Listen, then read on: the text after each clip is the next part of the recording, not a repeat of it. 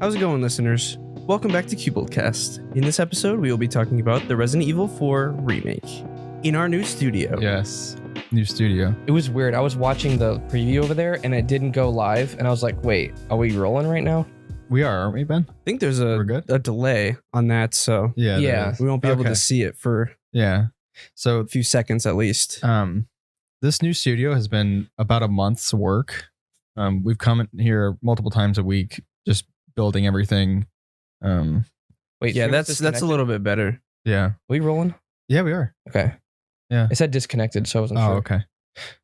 It is weird. We're in a whole new setting, and I don't know. We've been working on a lot of stuff, so this is our first kind of like actual live here. We were going to stream on Thursday, like some games, but we didn't have these windows done. Yeah, There's a lot happening that day too, so we couldn't do anything that day.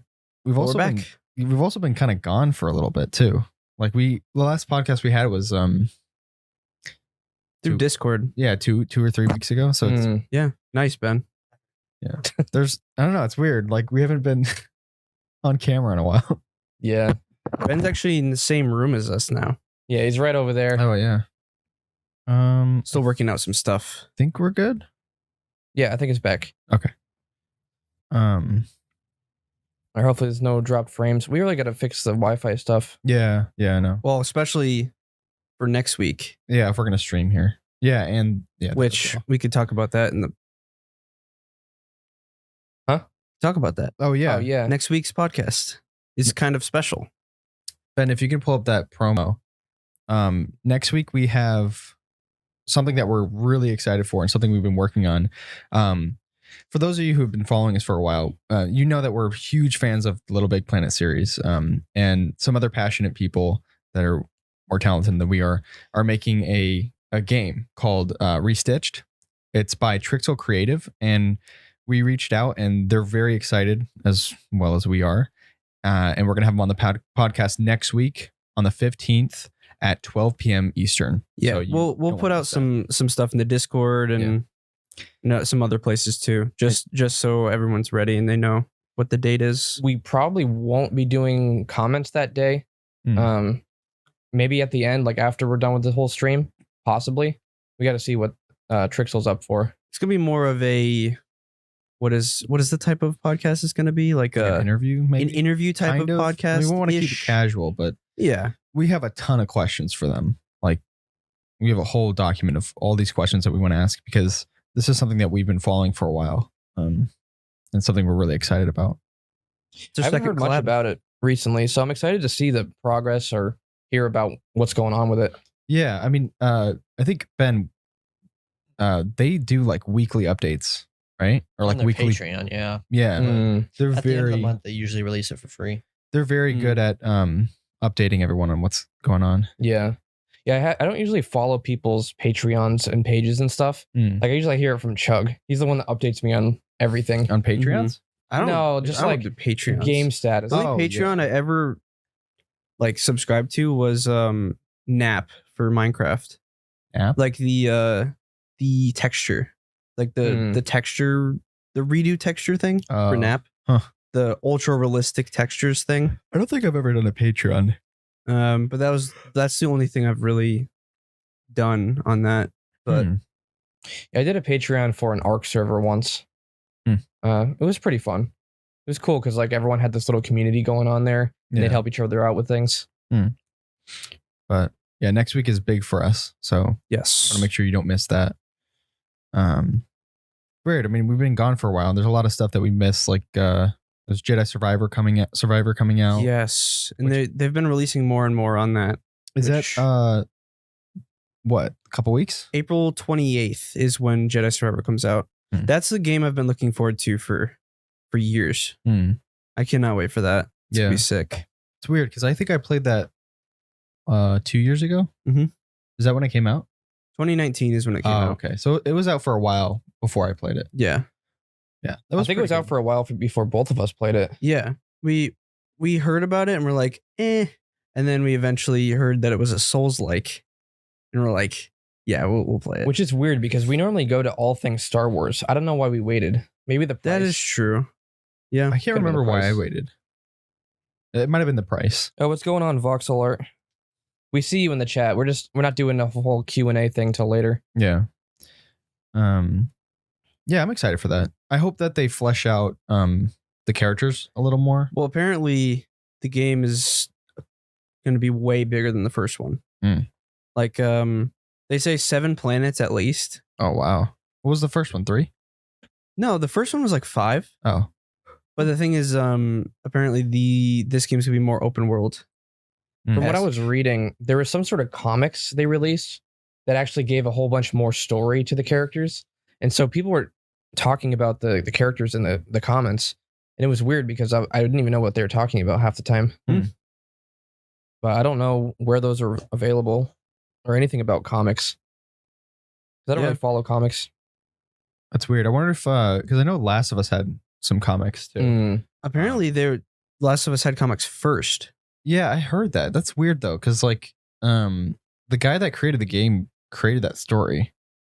So like, I wonder if he started with comics. I think the comic was originally the Left Behind comic. Yeah, and then they built a story after, which was kind of weird to think about. I didn't realize that was a thing until like a couple months ago.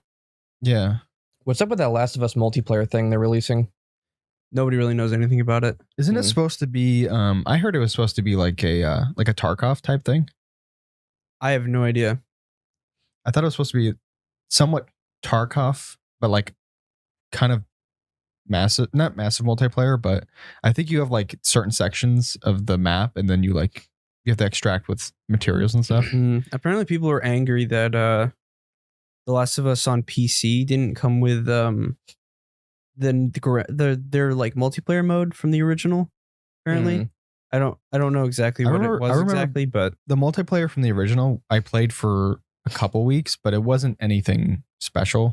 Do you remember that? I think I played it once. Yeah. Apparently there were huge communities for it. That's crazy. And they would have actually benefited from adding it to the new one. Huh. I might have would have played that if it came out.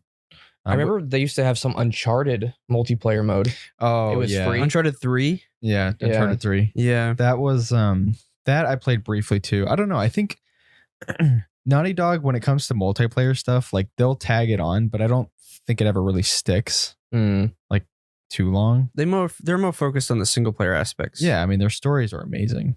Imagine if they did a co-op game though. A co-op story game. Cool. Yeah. I'm trying to think. No, Uncharted wasn't co-op. They had they made one of those like cartoony type games. Do you guys remember what it was called?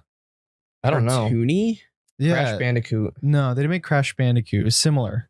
They did make Crash Bandicoot. They made Crash Bandicoot? Are you sure? Pretty sure. I thought so. I could double check. There was something.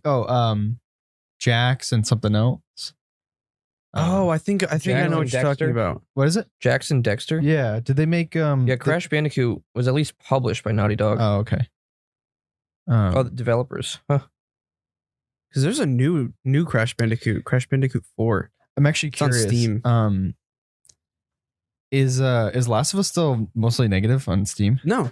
Oh, okay. I think it's like I looked yesterday and it was mostly. No, I thought it was mixed. I thought it was mixed. I can look again. I'm pretty sure it was mixed, but Ben's pulling it up.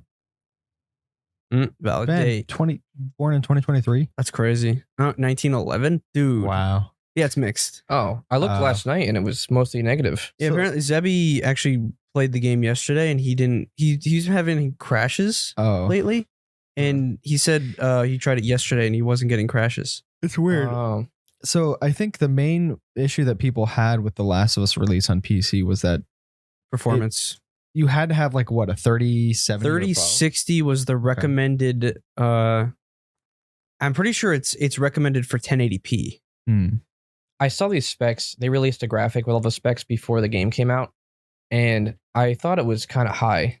And everyone was saying how high it was compared to even Uncharted 4 that they released.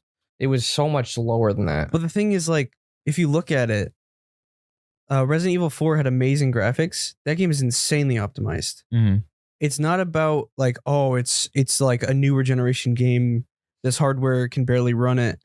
It's like, no, you can just do a better job with optimizing the game. I think it was whoever ported it. But I think these people, I'm pretty sure, I forgot what company did that. It says it right there, doesn't it? No. It was a company that did really bad ports. But they did Gears 4 or something. Yeah. But there were a couple on there that were pretty Apparently bad. people knew that this company was doing the port for it and weren't a huge fan of them. Apparently Iron Galaxy. They did a bunch of other PC ports. Rumbleverse. What is that? These are all ports or actually no, are you sure it's Iron Galaxy? Wait. They did 7 Days to Die. Oh, that game is they terrible. Hate 7 Days to Die. They ported 7 Days to Die at least. Ported. 7 Days to Die isn't too bad. I played it for a brief period and like the graphics aren't bad. They ported Origins. Batman Origins. Yeah, that was awful. Apparently people hated that. So who are these people? They're not developers, right? They are. They are developers. They provide support, right? In ports. They did the Arkham Knight port too. Yeah. Some full developments, some ports, and then some supported roles. They're kind of actually an interesting like business model. Yeah. Huh. They're like guns for hire. They did Sleeping Dogs. They ported Sleeping Dogs to PS3. Huh. Wow. Quake Champions, yeah. Well, at least they're fixing stuff. I mean, still 3060, like for recommended. I feel like most people are still on the 20 series cards or 10 series even. Yeah. 1080s are still pretty viable. I had one just until for 1080p. For 1440p, it's pretty good, but for newer games, I feel like I can't remember if I did 1440. We did 1440p with our 1080s. Yeah. I'm considering selling my 3080 Ti and getting the 4070 because the 4070 is faster in a lot of different things with newer features and like $400 less than you can sell a 3080 Ti for. What is your wattage? Oh, wow. Power supply? I don't know, but I could upgrade it and still make a profit off of my graphics card. That is true. Wow.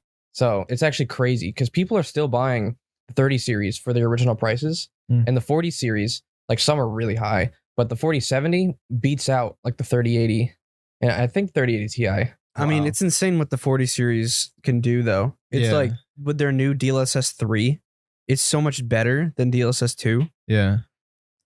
It's weird. I feel like I haven't heard much hype about the 40 series, but maybe that's because the 30 series made such waves with like the whole shortages and stuff. Well, plus they bumped out a whole pricing tier and just went to $2,000 for like the top one for the 40 series, which is just ridiculous. Is the I guess we call it the 50 series coming out this year? Or is that next year? Are you kidding me? Next year? It might. This year? They've released the 30 series the year before that, didn't they? 2020 is when the 30 series came out. But they had a lot of supply issues and they did, stuff. And then last year, 2022 is when the 40 series came out. So I think it's every 2 years.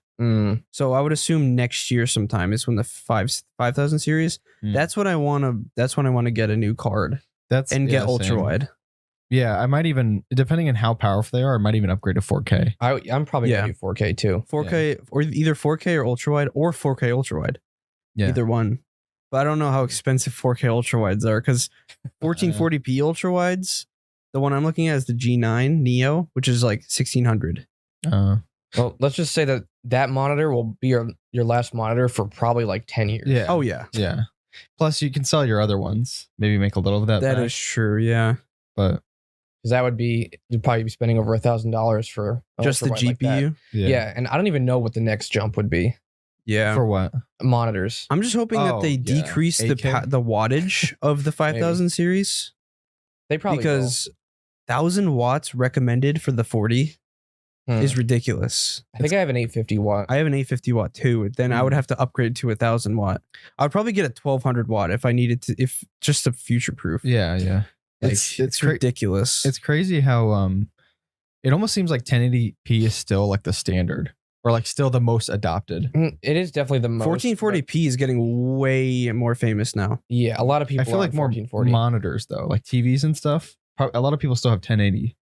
Although you can get cheap 4K TVs. Well, Sam has a 4K he got for like a couple hundred. That thing's nice though. I think it's nicer than the one we have at our house. The thing is, it's off brand. Like a lot of the panels still look really good. It's just that it doesn't say Samsung or LG or whatever it may be. which is crazy because like you can get a really nice TV and just not get the name brand. Mm-hmm. When I move, I don't want to get a TV. I want to get a projector, a short one of those wall projectors, like that go right below the wall. I call it short throw projectors. Mhm. But some are really bright, so you can just have a 100-inch screen on your wall, and then when you're not using it, it just turns off and it doesn't clutter up the space. That is super nice. Plus TVs, I don't know, they lose value super fast. Oh yeah. Plus moving that too, if you ever have to move. Yeah. I mean, this Samsung TV hasn't lost value, right? This one's is this 720p? Probably couldn't sell that. I think it's 1080, but it's not a great 1080. It's really chunky. I don't know. It's just I randomly had it, so we use it as like a reference monitor. Yeah. I mean, hardly a we don't need anything bigger than this, so it's perfect. No. Plus, we'll use that for when we do our Thursday night streams. Exactly. I might even just bring in my 1440p monitor for that. It'd be better. Yeah, I mean that one's kind of just there because we had it. Okay, have you heard about Arc Ascended? I told JJ about this yesterday. No. Oh. Arc 2 is coming out next year, like at the end of next year. With what's that guy's name? Vin Diesel. Diesel, yeah. So random. No, Arc Ascended is an upgrade to Arc Survival Evolved in August. So basically what they're doing is they're transferring Arc Survival Evolved from UE4 to UE5. Oh. Wow. And so they're gonna sell it? And I heard they increased the price by 10, so it's 60 now. Wow. So basically to upgrade to this new Arc Ascended, it's $60, but you'll get Arc 2 for free next year. Oh. Which is it's not for free. You're getting Arc Ascended for free for buying the Arc 2, basically. The question is, if you already own Arc, can you pay $10 to get the upgrade? No. Oh. You get Arc 2 though. So people that actually want to buy Arc 2 can do that. But it's going to be a new game, it's not going to be an upgrade. It's going to be a separate thing. That's what I'm thinking. Like, and it's going to be the original island. They're shutting down official servers for Ark Survival Evolved when Ascended releases. Wow. But there's mostly people play the unofficial servers, so it won't affect a lot of people. It'll affect the people who have no life and play official all day, because those are just so grindy. So it's like a complete new game. Like you can't interact with people that own the original Ark. Yeah, right. It's going to be just the main island, I think, and I think they're going to start porting over all the other islands into Ark Ascended. But for now, it's going to be just the original island. Apparently, it's going to run better. Yeah. Apparently, it's going to look better. It better. That game. I know it. It better terrible. be. It better be. That game. Yeah, that was so like hard to run. I actually played it on Steam Deck as a test, and it ran decently well. I was kind of surprised. Steam Deck's insane. It really is. I played most of Resident Evil on Steam Deck, RE4. Wow. And like I was getting a solid like 45, 60 frames. There was a weird issue that I had last night when I started playing. Like I think it was the rain. I also had RTX on by accident. Were you on the island? No, I was in the village still. And it was raining, and it kept shutting off. Yeah. I played a lot last night. I played through most of the game. 10 hours worth last night? That is ridiculous. No, I thought you were in the castle. Because once you're in the castle, you never go back to the village. I think I was in... That's weird. Because I had to turn down some stuff. It kept shutting down every time I like walked out of the door. Oh. And then I ended up getting screen tearing. And I just lived with it. You don't have G-Sync? That's weird. On my monitor? Yeah. You have to activate it. If you have FreeSync on your monitor, you could just activate G-Sync, but you have to go into the NVIDIA settings. Oh, I don't know. I think I probably have it, but I don't know. I didn't turn it on. I actually love G-Sync. Does the Odyssey G9 have G-Sync? Oh, yeah. Oh, okay. Yeah, better for that price. Honestly, at this point, like, I was thinking about getting that Curve one too, but I might just wait until the 4K upgrade. Because like that's a lot to put down on a monitor. The thing is, it's 1440p, but it's 5120 by 1440, not 2160 by 1440. Even for the 1440, it's like running two 1440s side by side, right? Yeah, it's like you're running a game at 4K pretty much, but just on a wider scale. Because if it doesn't come out this year, it'll come out next year, right? The 40 or 50 series. Next year, maybe, yeah. Maybe. I don't know. I'll have to see. I mean, I could just get a 1440p. I don't know. I'm gonna get the ultra wide when I get a new GPU. because I don't know if my 30s. I've seen some stuff with the 3080 Ti on ultra wide, but I want to like future proof it. I mean, at this point, I have 2 curve monitors and I connect them, so it's almost like having an ultra wide at the moment, but not really. What's going on with the Star Wars Celebration? I mean, they released a bunch of trailers. Oh yeah, I haven't seen the Ahsoka one. I gotta watch that. The Ahsoka, it looks interesting. And then there's an the new Indiana Jones trailer. I'm more excited for that movie after that trailer. Well, yeah. I actually haven't. I only saw the teaser where it showed like. I don't want to have high like expectations and high hopes for it, and then it just like kind of flop. Yeah. So I'm gonna go into it with low expectations. Like what is it? Mads Mikkelsen's the bad guy. Yeah, and I'm pretty sure his brother. I forgot. What is he playing? Oh no, his brother is. What else? What is Mads Mikkelsen playing? A lot of things. He's in Star Wars. Rogue One. Oh yeah, he was Jin's dad. Yeah, he's in a lot of different stuff. He's he was also the villain from first Doctor Strange movie. He's the villain from or he replaced Johnny Depp in oh yeah, Fantastic Beasts. Yeah, I like him as an actor. He's really good. What is it? He also played one of the main people in Death Stranding. I remember that, yeah. Which I actually kind of liked him in that game. That game was garbage. Okay. If I ever played that, it would be Steam Deck only, and I would just that's one of the most played games on Steam Deck. I was gonna say I actually might consider playing that on Steam Deck because it's such a I'd never actually played it, so I don't know the contents of it, but it seems like one of those games where you just sit down and kind of just like relax and play. Except for some of the crazy parts that you were talking about. There's a lot of like third-person shooter sections in that game. Huh. So I actually might play it. I might download it when I get home and see how well it runs. I mean, that might be good. Well. You're just the story. Well, I don't even know. What's the guy's name? The Japanese guy. That Hideo Kojima. Yeah, his games are always. I mean, Death Stranding 2 is coming out at some point, and if you guys do play it, we could do a podcast on it. Might be an interesting podcast thing to do. Wait, but the one thing that turned me off to that game was you said that it's like mandatory 15 hours or something because of the cutscenes alone. Or you can skip the cutscenes. Well, I don't want to cut. But the end of the game, for some reason, I don't know why they did this, but the ending cutscene's like an hour and something long. So you're like watching a movie towards the end. Yeah. And it's the most confusing thing you've ever seen in your life. Like my brain hurt after finishing that game. But it was also kind of enjoyable too. But I don't know. This is completely off topic, but I watched a movie last night called The Invisible Man. It was I've heard of that. Really, really good. The horror movie? Yeah. The new one. Yeah. That's a remake of the old one. I've seen the old one. It's a modern take on it. I've never seen the old one, but I don't know. I really enjoyed it a lot. Something we should watch in Vermont. Oh. Is it actually scary? There are some parts that the whole movie is really intense. Like, I don't get like scared. Like, it's not something you think about afterwards, like other movies we've watched. But like during the whole thing, they build tension so well, and it was just a cool story. It is a scary premise. Yeah, thinking about it. I don't know, you should really watch it. I think you'd like it. There's also Smile, which people say that they really liked too. Eventually want to watch that. It's weird. There's been like a drought. I was saying this the other day, but there's been a drought with horror movies. You notice that? Like in the last couple of years.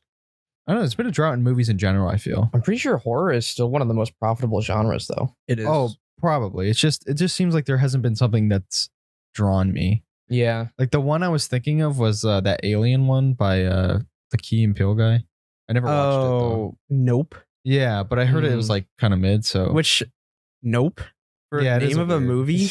Because I think they said it in the movie where it's like, I don't know, the monster or whatever comes up and like nope, and then like run away or something.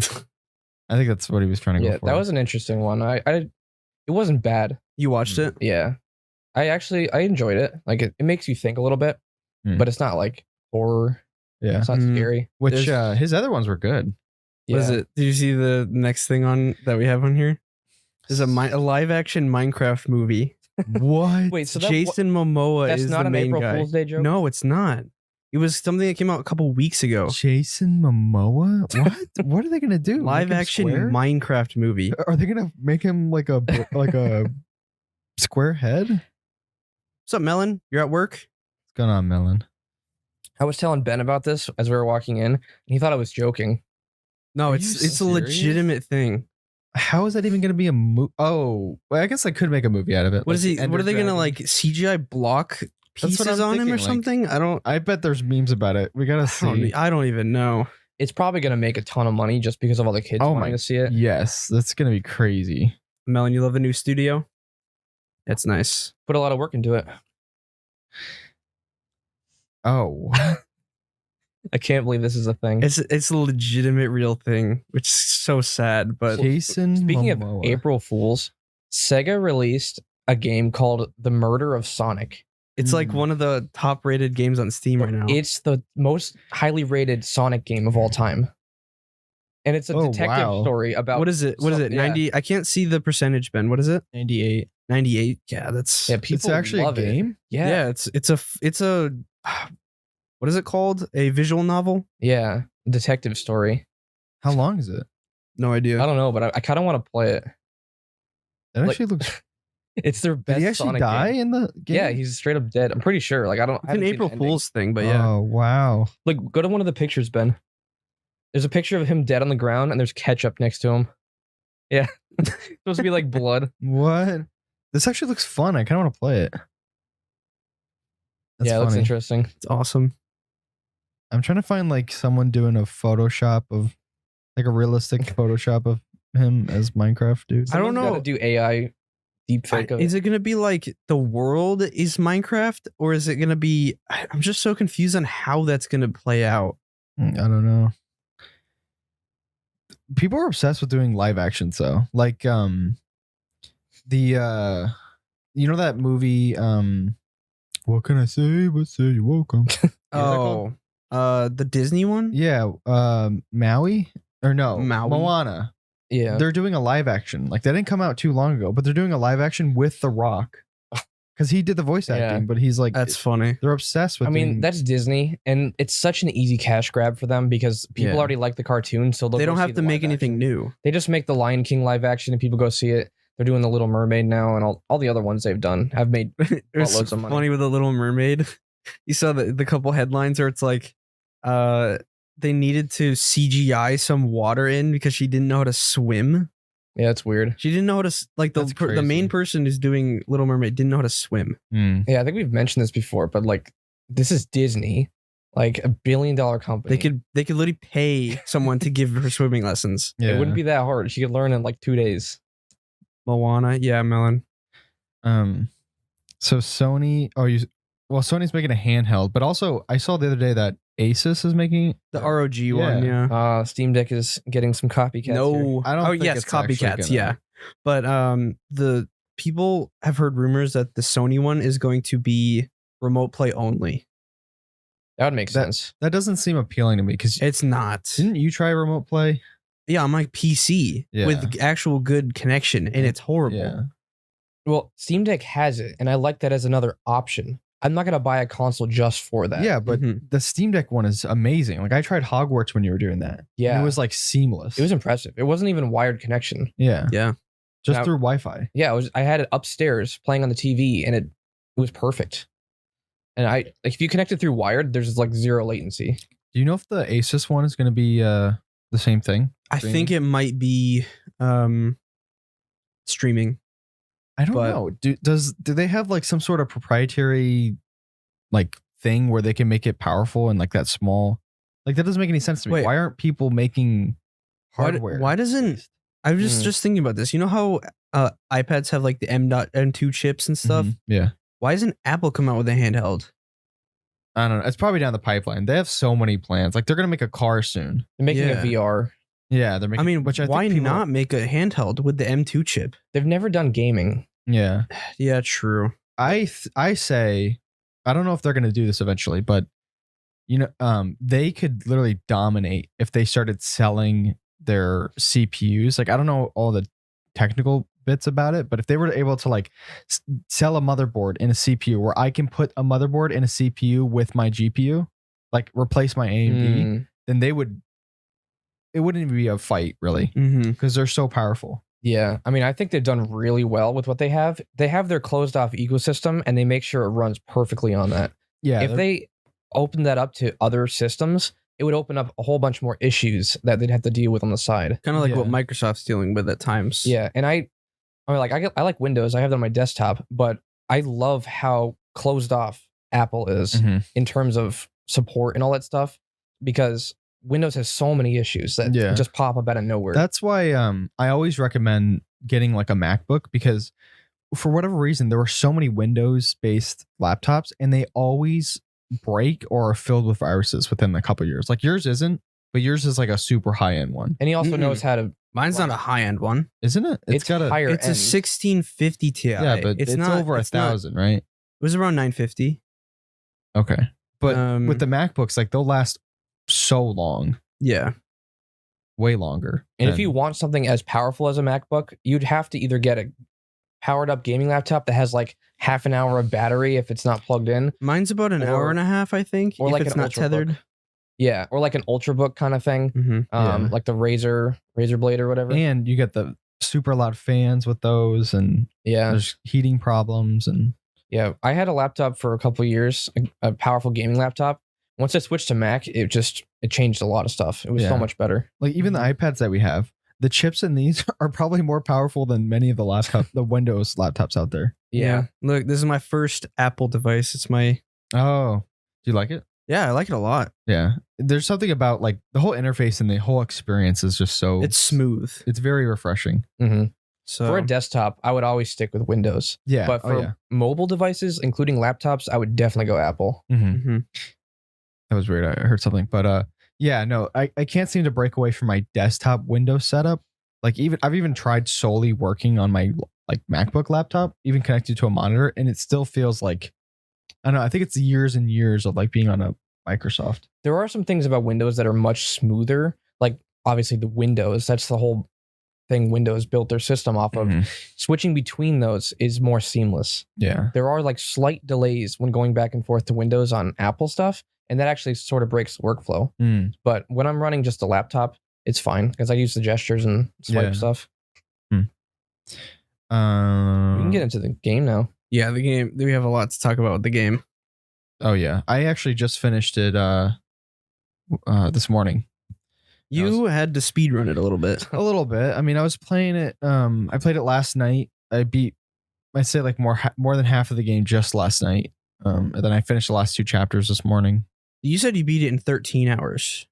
Yeah, which is actually he had net limiter on, and that actually doesn't track the hours. See the time in game. Yeah, at the end of the game, it told me I beat it in 13. Wow, so you must have not done much exploring. I did at first, but then obviously last night I was sort of, I don't want to say speed running because I was looking for ammo and stuff, but I wasn't like taking my time and Yeah, I took my time with it this time through because I played a couple hours a day for the last like 2 weeks until I beat it. But I really enjoyed this one. What is it? My first playthrough, I beat it twice, but the second one was way shorter. My first playthrough, it took me about 19 or 20. Because I was trying to find everything, taking my time with everything. And my second playthrough took me about 7.5. Oh wow. You had the infinite rocket launcher. Yeah, but the first time I used the rocket launcher, I didn't use it at all in my first playthrough. I bought it for $80K from the shop, right? And what is it? The bodyguard? Don't spoil. The bodyguard part with the ice. Yeah. I didn't realize that it was the rocket launcher was that OP, but basically when he pops out, I shot him with the rocket launcher, it one-tapped him.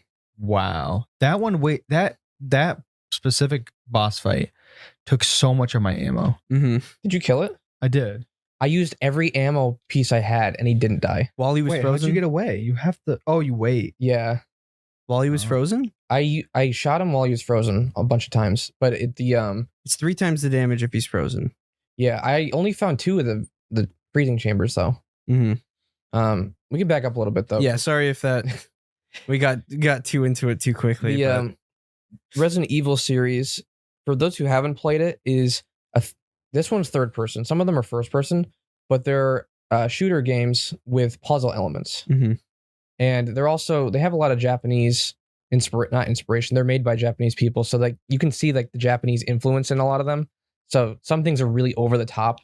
Like with all the boss fights, they always turn into this massive creature. Mm-hmm. They have to throw it in. Yeah. Without fail. Like even if it's a normal looking dude, he's going to be a massive creature by the end of the game. Oh yeah. And I mean, it's kind of a spoiler, but at the end of every single Resident Evil game, there always has to be a timer thing. Some sort of timer thing. Yeah. It's like, it's weird. Yeah, it's you're like right. They have to put that in too. I wonder what other tropes they have in all of them. I don't know. There's like the eyeballs on bosses for some reason. And then there's always like I don't know, like this like weird like romances. Yeah. Like that doesn't go anywhere. Yeah, it's like cheesy romances.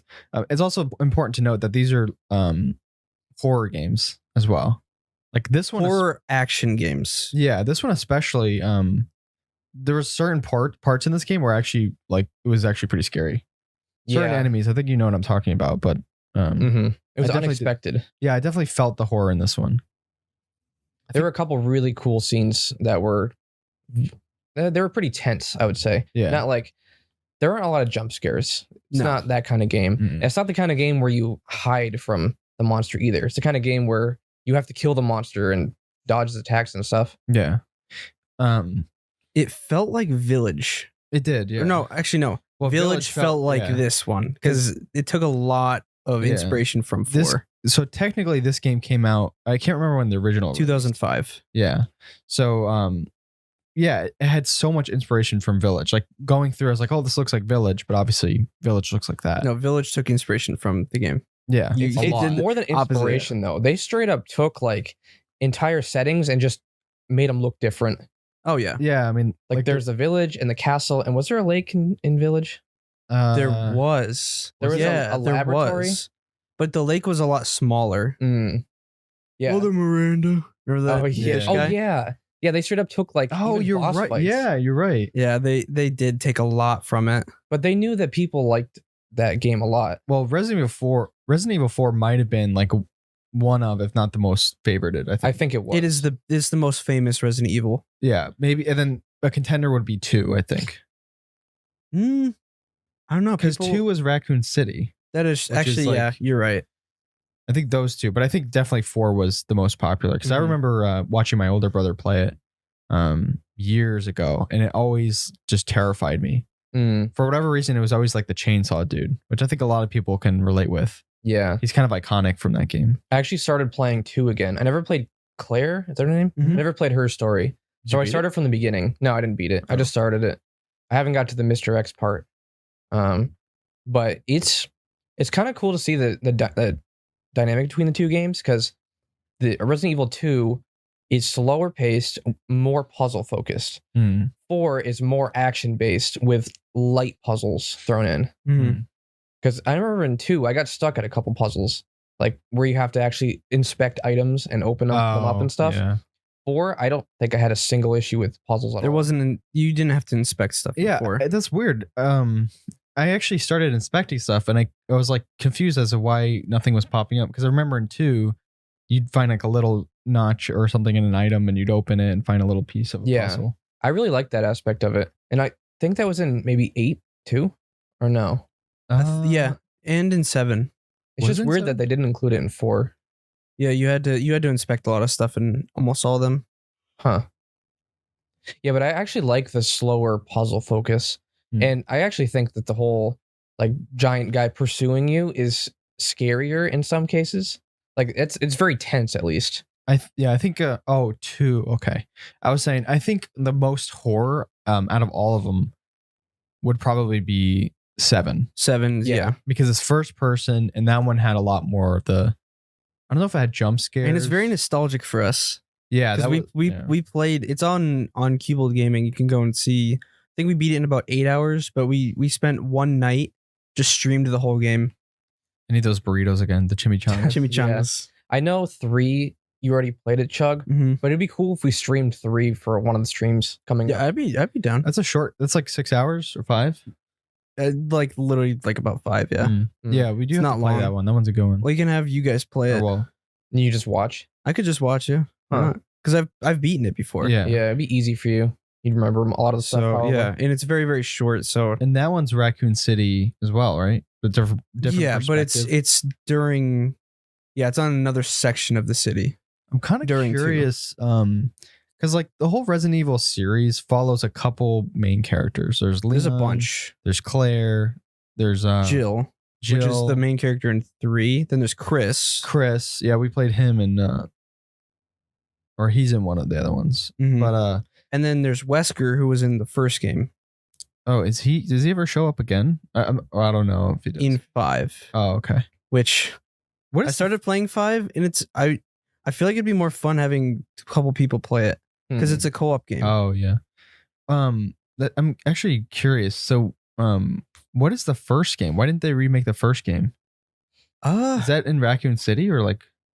It's in some sort of mansion before Raccoon City. Oh. I don't know. It's a very odd game. Like I tried playing it on the Steam Deck. I don't know if I can get through it. Wait, Wesker? What's his name? Wesker, yeah. Wesker, Chris, and Jill are the 3 characters in the first Resident Evil. So, and you could either choose to play Chris or Jill. Huh. Interesting. But the static camera gets me. I don't know if I can get through it. Yeah. We played one game like that. Was it the Medium? The Medium, but that was a kind of a polished version of it. I've died so many times and there's no autosave. Oh. So you basically go back to the last time you saved. And to save, you need an ink cartridge. So you can't save if you don't have an ink cartridge. Oh, so it's like very annoying. I wonder why they didn't remake that one. I don't know. Oh, what's up, Casey man? What's up, Casey? What does he say? No J? No, Can you not hear me? The view is different. It's because I hadn't cut. Oh, okay.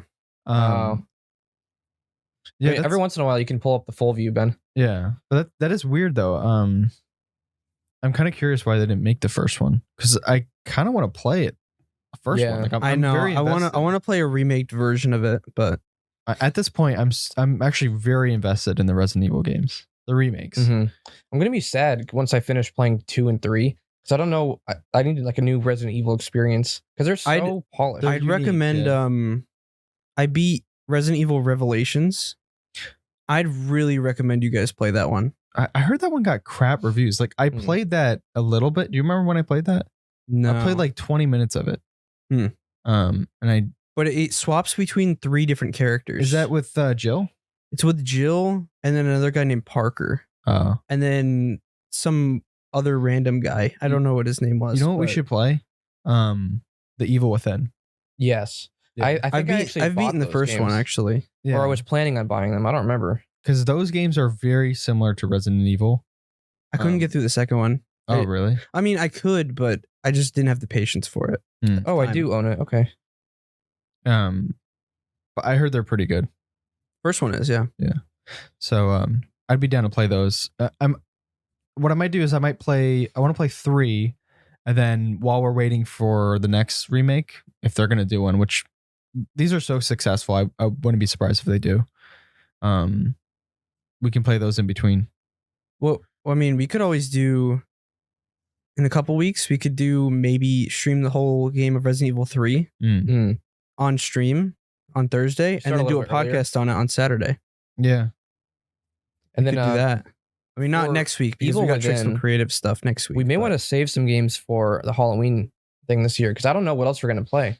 Yeah, I'm not sure what's on the. Well, there's what's on the menu. Say Oxenfree, but I haven't finished Dead Space. Oxenfree isn't horror. I don't think. It's not even coming out this year too. What? They delayed it? Oh, there's a lot of stuff being delayed, but there's Outlast Trials.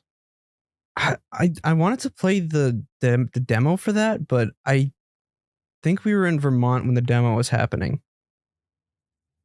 in October. Oh, were we? Yeah, I don't know. And also, I'm still unsure about exactly what the game is. It's I don't know. I'm not sure if there's story, but there's definitely well, there's gonna be puzzles and stuff that we could play together and stuff like that. But I don't know if it's gonna have that scare factor from the other 2 games. Yeah. I think I saw some brief gameplay and it looked pretty tense. Like you gotta extract and some of the enemies look pretty creepy, actually. Huh. So 4, what was the hardest part, do you think, without spoiling? There's one boss that I died the second section. Yeah. I don't know if you At know. the end of the second section. What section was that? The it's castle. The boss? Yeah. Oh, yeah. That was annoying because he had one move that was an insta kill. You had to run away from him. Yeah. Or else he would just one-shot you. Yeah, I did that a couple times, but it was such a close He arena. apparently they changed the boss fight for him, and people who played the original didn't like it as much in this version of the game. Yeah, I didn't like that one either. I never died to it, but it was irritating. It just wasn't a fun boss. because he was fast, like all over the place. Yeah. I don't know. That boss fight I died 3 or 4 times on. And I got to the point where this was last night, by the way, pretty late. And I was getting to the point where I was like, I might just. You still had a lot left after that. Yeah, too. I was like, I might just not like play anymore. Like it got so annoying to where I almost actually like didn't. And he was such like it wasn't enjoyable. Yeah, and my biggest complaint with the game was how slow Leon was. Like I'm playing 2 again, and like those characters are so much faster. Really? Yeah, Leon is like an elephant. Actually, I tried just the realized was like, I've had that 8% running speed charm equipped the whole time. Yeah, you were like he's. I was like, he's fine. But it makes sense now. I kind of want to go back and try too because I did notice that he was very slow. Like there were portions where I would be running from. There's a certain type of enemy that are like probably the scariest in the game, and I'm like, how is this guy not getting me? Like I'm so slow. Yeah, that plus dodging. Sometimes there wouldn't be a dodge button. Yeah. Most of the time, actually, like even with the final boss, there's a part where he's like slamming you with something. I know what you're talking about. Sometimes there was a dodge, sometimes there wasn't, and you depended had on to the move. run out of the way. But he just like casually saunters over. That tripped me up because the swipe had the dodge button, but the slam didn't. Yeah, and sometimes the dodge didn't take. Like I'd see it pop up, and I was hitting it, and it just wouldn't do it. So like anytime there was a swarm of enemies, the camera would go really close, and like I couldn't see anything. I could just see like people whacking me over and over again. I've had that happen to me before. The camera actually glitched multiple times when you go in for like a stab. One time I did it, and then the whole game turned into first person. Yeah. And I was holding the gun like this, like above my head. So on Steam Deck, or just in general, the game doesn't actually run at 16:10 aspect ratio. It always runs at 16:9. So Steam Deck is 16:10. So there were black bars on the top. Oh. So I downloaded this thing called RE Fix or something like that. I forget. But it actually fixes the camera and the aspect ratio. So I can actually play 16:10. But apparently it actually fixes the camera in the main game too. So it's not as like zoomed in, and it doesn't go all crazy like that. Oh, wow. So that actually, RE Framework is what it's called. It works for every Resident Evil game, or remake at least, and a couple of the other ones too. Because I know Revelations had those black bars. Yeah, you could just paste that into the folder, and then this little menu pops up, and you can choose whatever fix you want. That's cool. They have black bars on desktop?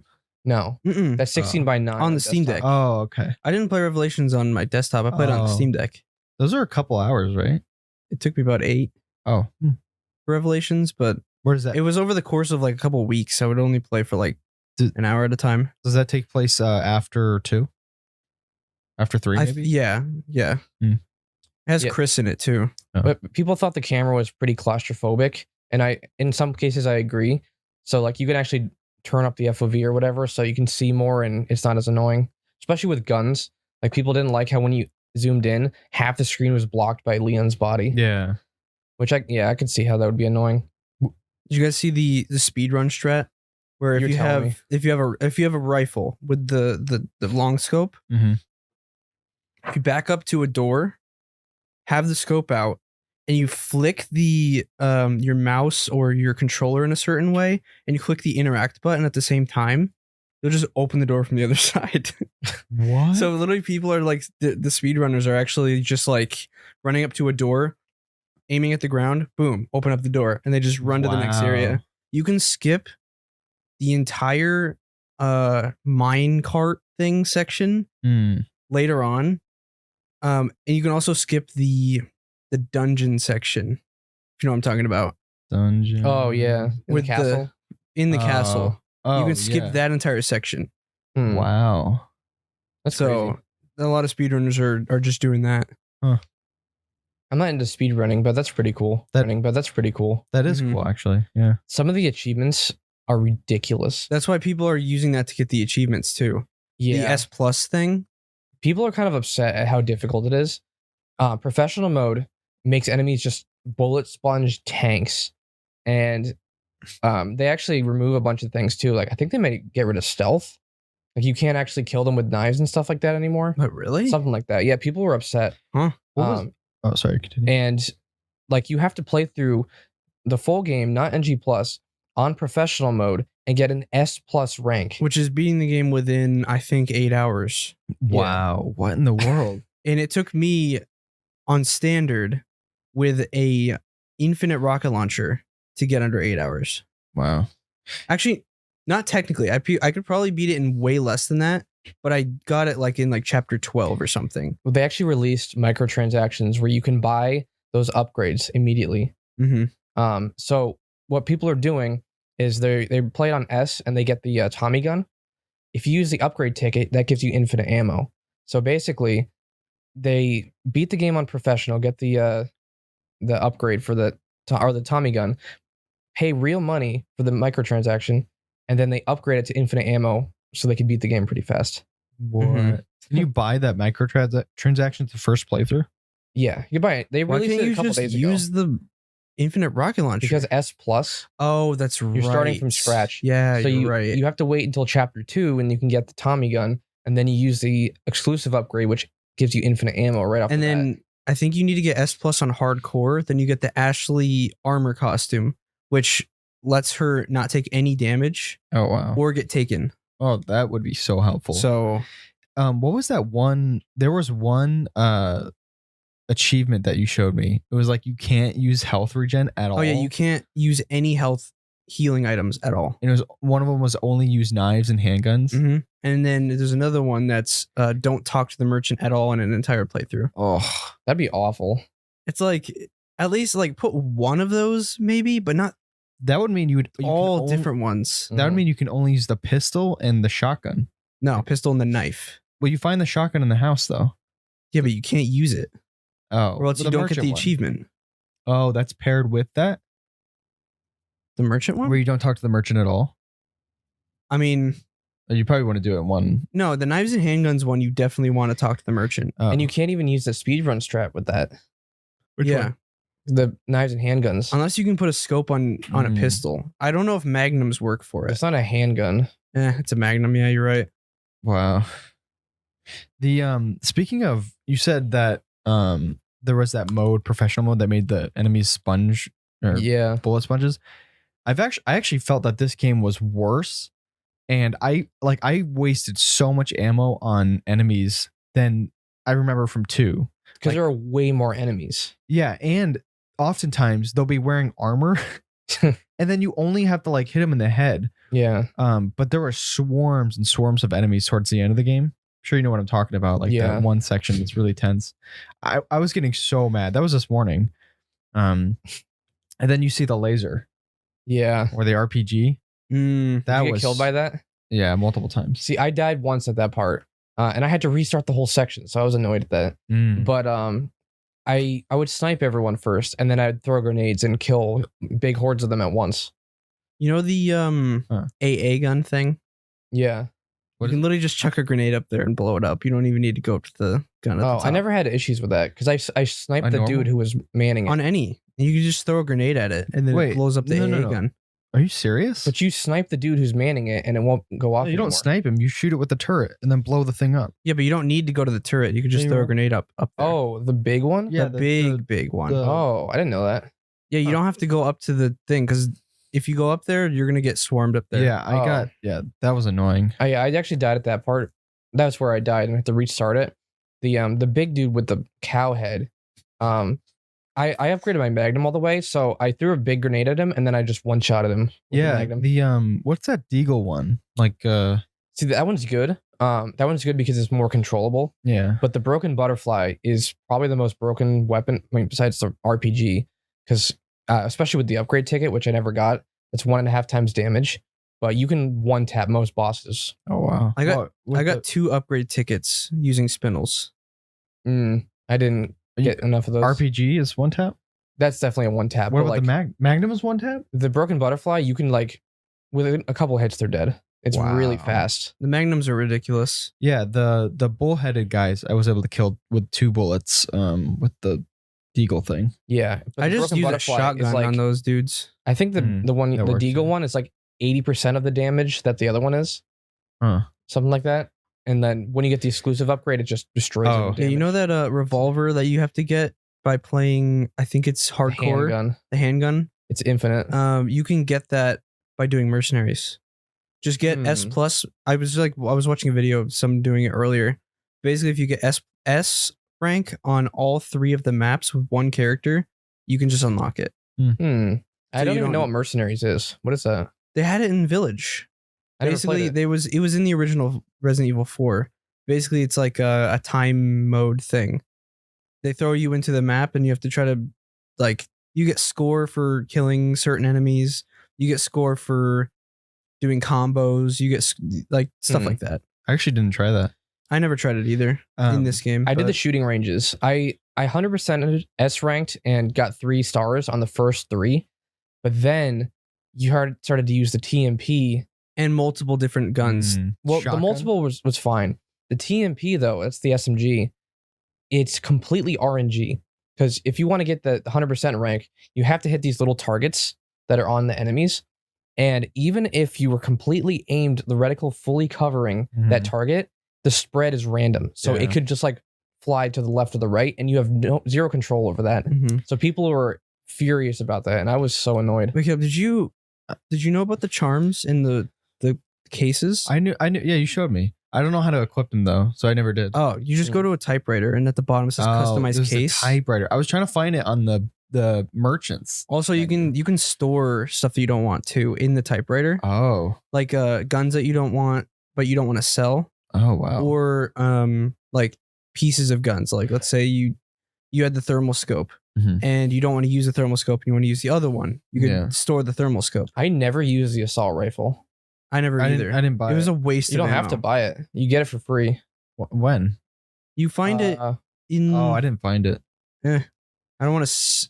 Yeah, you don't have to say it. I didn't find it though.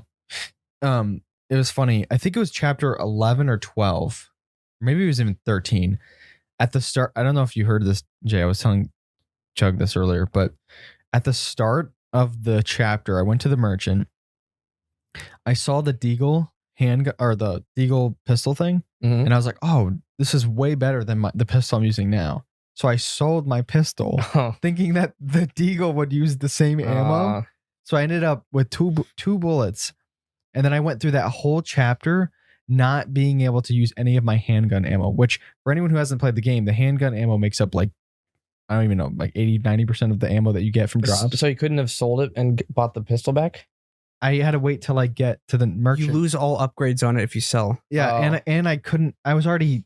By the time I realized, I was already too far in, and I had to wait till I found the merchant again. One of the charms I had was you get 100% of the resources back when you sell stuff. Oh wow! So literally, you sell a fully upgraded pistol, you get way more money than normal. So you'd sell that and buy like another pistol, upgrade it, decide you don't like it. You can sell it, buy the old one back, and put all the upgrades on it. Wow! And it's exactly the same. It was a really It's like a 90% sell rate if you don't have that. Yeah, but still, like that was huge because you could test it out, fully upgrade it if you want, and then sell it if you don't like it, and fully upgrade something else. Wow! So you could take like sell the shotgun, let's say, and then fully upgrade the pistol. You're like, oh, I like the other shotgun, so you buy that one and fully upgrade it. Yeah. What were the bolts? Because I That thing's horrible. I didn't like it. Yeah, I never even got the chance to buy it. People say it's really good because you can collect the ammo. So if you run out of ammo, you can craft it and just keep getting ammo. It's Yeah, like but you remember the shooting range where you had to use it, right? I never even got that one because I never used it. I never used the weapon. So it never showed up in the shooting range for me. Me neither. The shooting range, you don't have to have a specific weapon. I went to the final shooting range and I never saw anything with a bolt. There's launcher. 12 in total. Yeah, there's a lot in there. It's kind of weird. There's one where you only solely use the bolt thrower. Yeah, How did you get S plus if you didn't use the bolt thrower? I gave up after a while because of the annoying RNG elements. Oh, By the time I got to the end, I was like, I don't even. I got S on all the shooting range ones. Oh wow. I didn't 100% them all, but I got S on them all. Normally I would have, but the RNG that made me mad. Like I don't want to sit here and play for 3 hours and hope that it gets through. Yeah, but there's like a drop to it, a range drop for the crossbow. So it's like you have to like be very accurate with the range drops. It's I feel like that'd be really annoying. I don't know. It's dumb. The shooting range is something I tried towards the start of the game, which I actually really enjoyed going there. It's kind of like a nice break from the intensity of the game. Yeah. But towards the end of the game, I actually didn't use it much. Like, I don't know. The charms are super helpful, especially like the ones you have or the ones that you had. But I think I was rushing through the game, so I didn't get the luxury of like being able to use the shooting range. Yeah. I kind of wish I used it more. So the middle ones are the worst because that's the one with the TMP. Although there's another one towards the end where you use the TMP again. I'm pretty sure. Yeah, there's one where you have to use 4 different weapons. Yeah, which those aren't bad.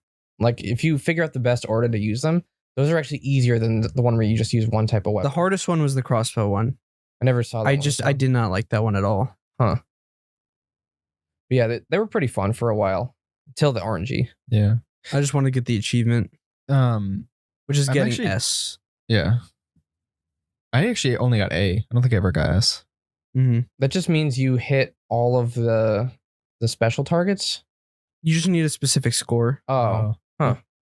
I'm curious because you played Resident Evil 2 last night. Yeah.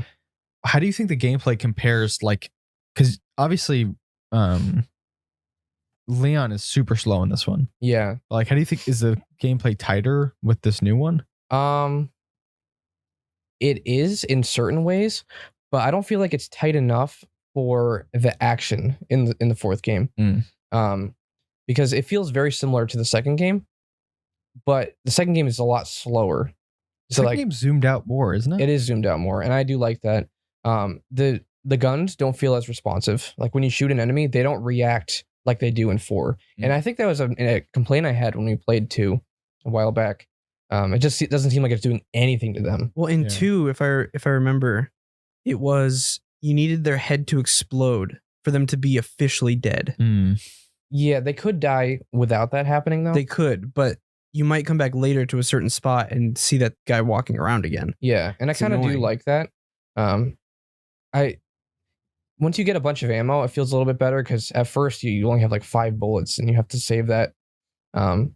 But yeah, the gunplay in 4 is definitely a million times better just because of how responsive it is. But the handling of the character is better, I think, in 2. I feel like from what I remember, 4 seems like it has more bullet spongy enemies because oftentimes their head will explode and the tentacles come out. So you're ending up using like a whole mag of your pistol on one dude because you have to kill him twice, basically. Well, I would save all my powerful rounds for that. Plus, a flashbang insta-kills any of those. Oh. So if you know that a couple of them are going to change, you shoot them first, let them change, and check a flashbang, and they're all dead. I also use grenades for the bigger guys. And I also bought the recipe for the large grenade crafting, so that was super helpful. Yeah, I got that too. I never made it, though. One of my charms was I used less gunpowder when crafting. That was a legendary one, so I can make a lot more stuff. That's so nice. Oh, that would have been so helpful. I found myself struggling with ammo a lot towards the end of the game. I had that one. I had the sell one that I would just equip whenever I sold things, and then I had stuff where like you'd create 30% more ammo for a specific weapon type when you crafted it. So like if I wanted more shotgun ammo, I'd equip that, craft a bunch of shotgun ammo, and you'll get like a bunch more rounds for it. So that was pretty helpful. The charms, that's all RNG too. Like you can't actually decide which ones you get. Yeah. But they're really helpful. Like I wish I had the movement speed one. That would have made it a lot better for me. That one's really nice. Sad thing is I don't think they save across the games. No, they don't. So you have to do the shooting range and the RNG every playthrough. Mm-hmm. But a lot of speedrunners try to go for that, but I don't know. Go for what? The 8% running speed thing. It would be very hard in to the get. original game, the charm is actually like a little sweeper shotgun. And in the original game, if you got that sweeper shotgun, it would automatically boost your running speed by 8%. So it's like a little nod to that original shotgun. How do speedrunners have the time to do the shooting range? They don't. Oh, how do you get the charm without doing the shooting range? Well, the thing is, like, they either do one where they try to go for the charm, and then for like at the first shooting range, because that's where I got it. I got it within the first shooting range. Oh, which is kind of crazy. I got a crap one where it's like something to do with the bolts. So I don't know. I got that one and something else that I didn't even use. Yeah, I had other health ones like an egg will restore 100% of your health, stuff like that. So if you ever got an egg and you wanted to heal, you just go equip it and heal with that instead of wasting my plants. Did you ever eat the fish?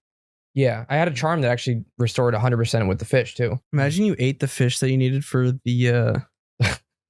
I knew I needed that. What is it? The fishing request? The request, yeah. Fishing request? Yeah, there's a request where you can actually grab a fish and sell it and you get spoons. But yeah, I didn't do many of those. Yeah, I got last night. I thought I had failed one, but I had done that previous request in my first playthrough, so it still counted it, and I got the achievement for doing all of them. I didn't realize you could do that. I mean, if it's within the same save. The thing is, this kind of game is something that I might be interested in 100%ing if it didn't have such annoying stuff. Well, yeah, the S+ achievements are 100%ing means that you have to do those crazy achievements too. Well, I usually 100%ing is usually get all achievements. That's what like I consider to be 100%ing. Other people might be like, oh, you don't have to get all the achievements. Isn't it like in-game 100%ing or something? You can, but I don't feel complete if I don't have all the achievements. I don't think I ever 100% in a game. Really? I don't know. I can't think of one. I never, like, once I play a game and I've gotten the story and I've extracted what I need from it, then I generally don't want to go back in. Yeah. That's why sometimes I can see why people are upset about The Last of Us not having the multiplayer. Because like after you're done playing the story, it'd feel weird to go back and play it again. Yeah, but there's collectibles. For Last of Us on PC. I don't know if I want to try to get all the collectibles. I think there's a lot in that game. Yeah. Like from what I remember, there's a bunch of, are there like little coins and stuff? Yeah, there's coins and then there's papers and then a bunch of other stuff. Huh. You still planning on playing the highest difficulty in that game? I don't know. I don't think there's an achievement for it. I might play the lower one. The hardcore one or whatever it is. Not grounded. Yeah. But I'm not sure what I'm going to play. If there's an achievement for grounded, I might try it. But I don't know if I could get through it. We've talked a lot about the gameplay, but as for story, I mean, the story is not like... It's not amazing. It's weird. Like I'm very invested in the Resident Evil like overarching story, or like the whole. I don't know. You saw like the universe of Resident Evil, but like the stories in general, they're not super drawing. Like I'd say it's probably more of a gameplay thing. It is definitely gameplay. It's not a story I'd follow for the sake of following it, but it's cool because it sets the setting for the game. But besides that, they're kind of cliche in a lot of ways. Yeah. Oh yeah. Like who is Krauser anyway? Was he in another game? I was talking to Kale about this last night, but I looked it up and apparently he was in an old animation of Resident Evil in like the early 2000s. And that was like the first iteration of Krauser. Yeah, because he's like Krauser. And he knew Krauser. I'm supposed to know who this guy is. He was his not sidekick. No, he was his commander. He trained him. Yeah, but he eventually worked with him on a bunch of missions later on once he's trained. But when he joined the army, he was like is the main guy he worked with, pretty much. So without spoiling, how much was Umbrella involved with this? Because I don't remember seeing anything Umbrella. I don't know if I could say that. A lot of it was like stolen from Umbrella. If you remember, well, that last thing at the end, one of the labs was an Umbrella lab. I saw that. Yeah, but he says a line where he said, they took a lot from the Umbrella raid. And Krauser was... He was a part of that? Kind of. I'm not sure if it was actually Umbrella, but I think a lot of the stuff was stolen. Huh.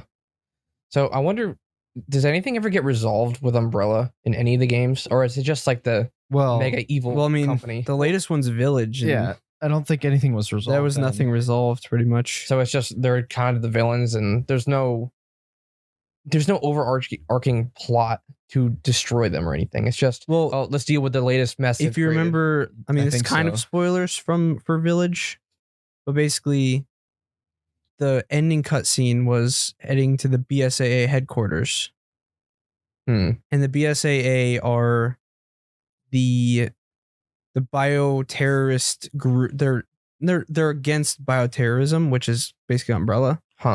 So the BSAA rebranded to that blue colored Umbrella instead of the red.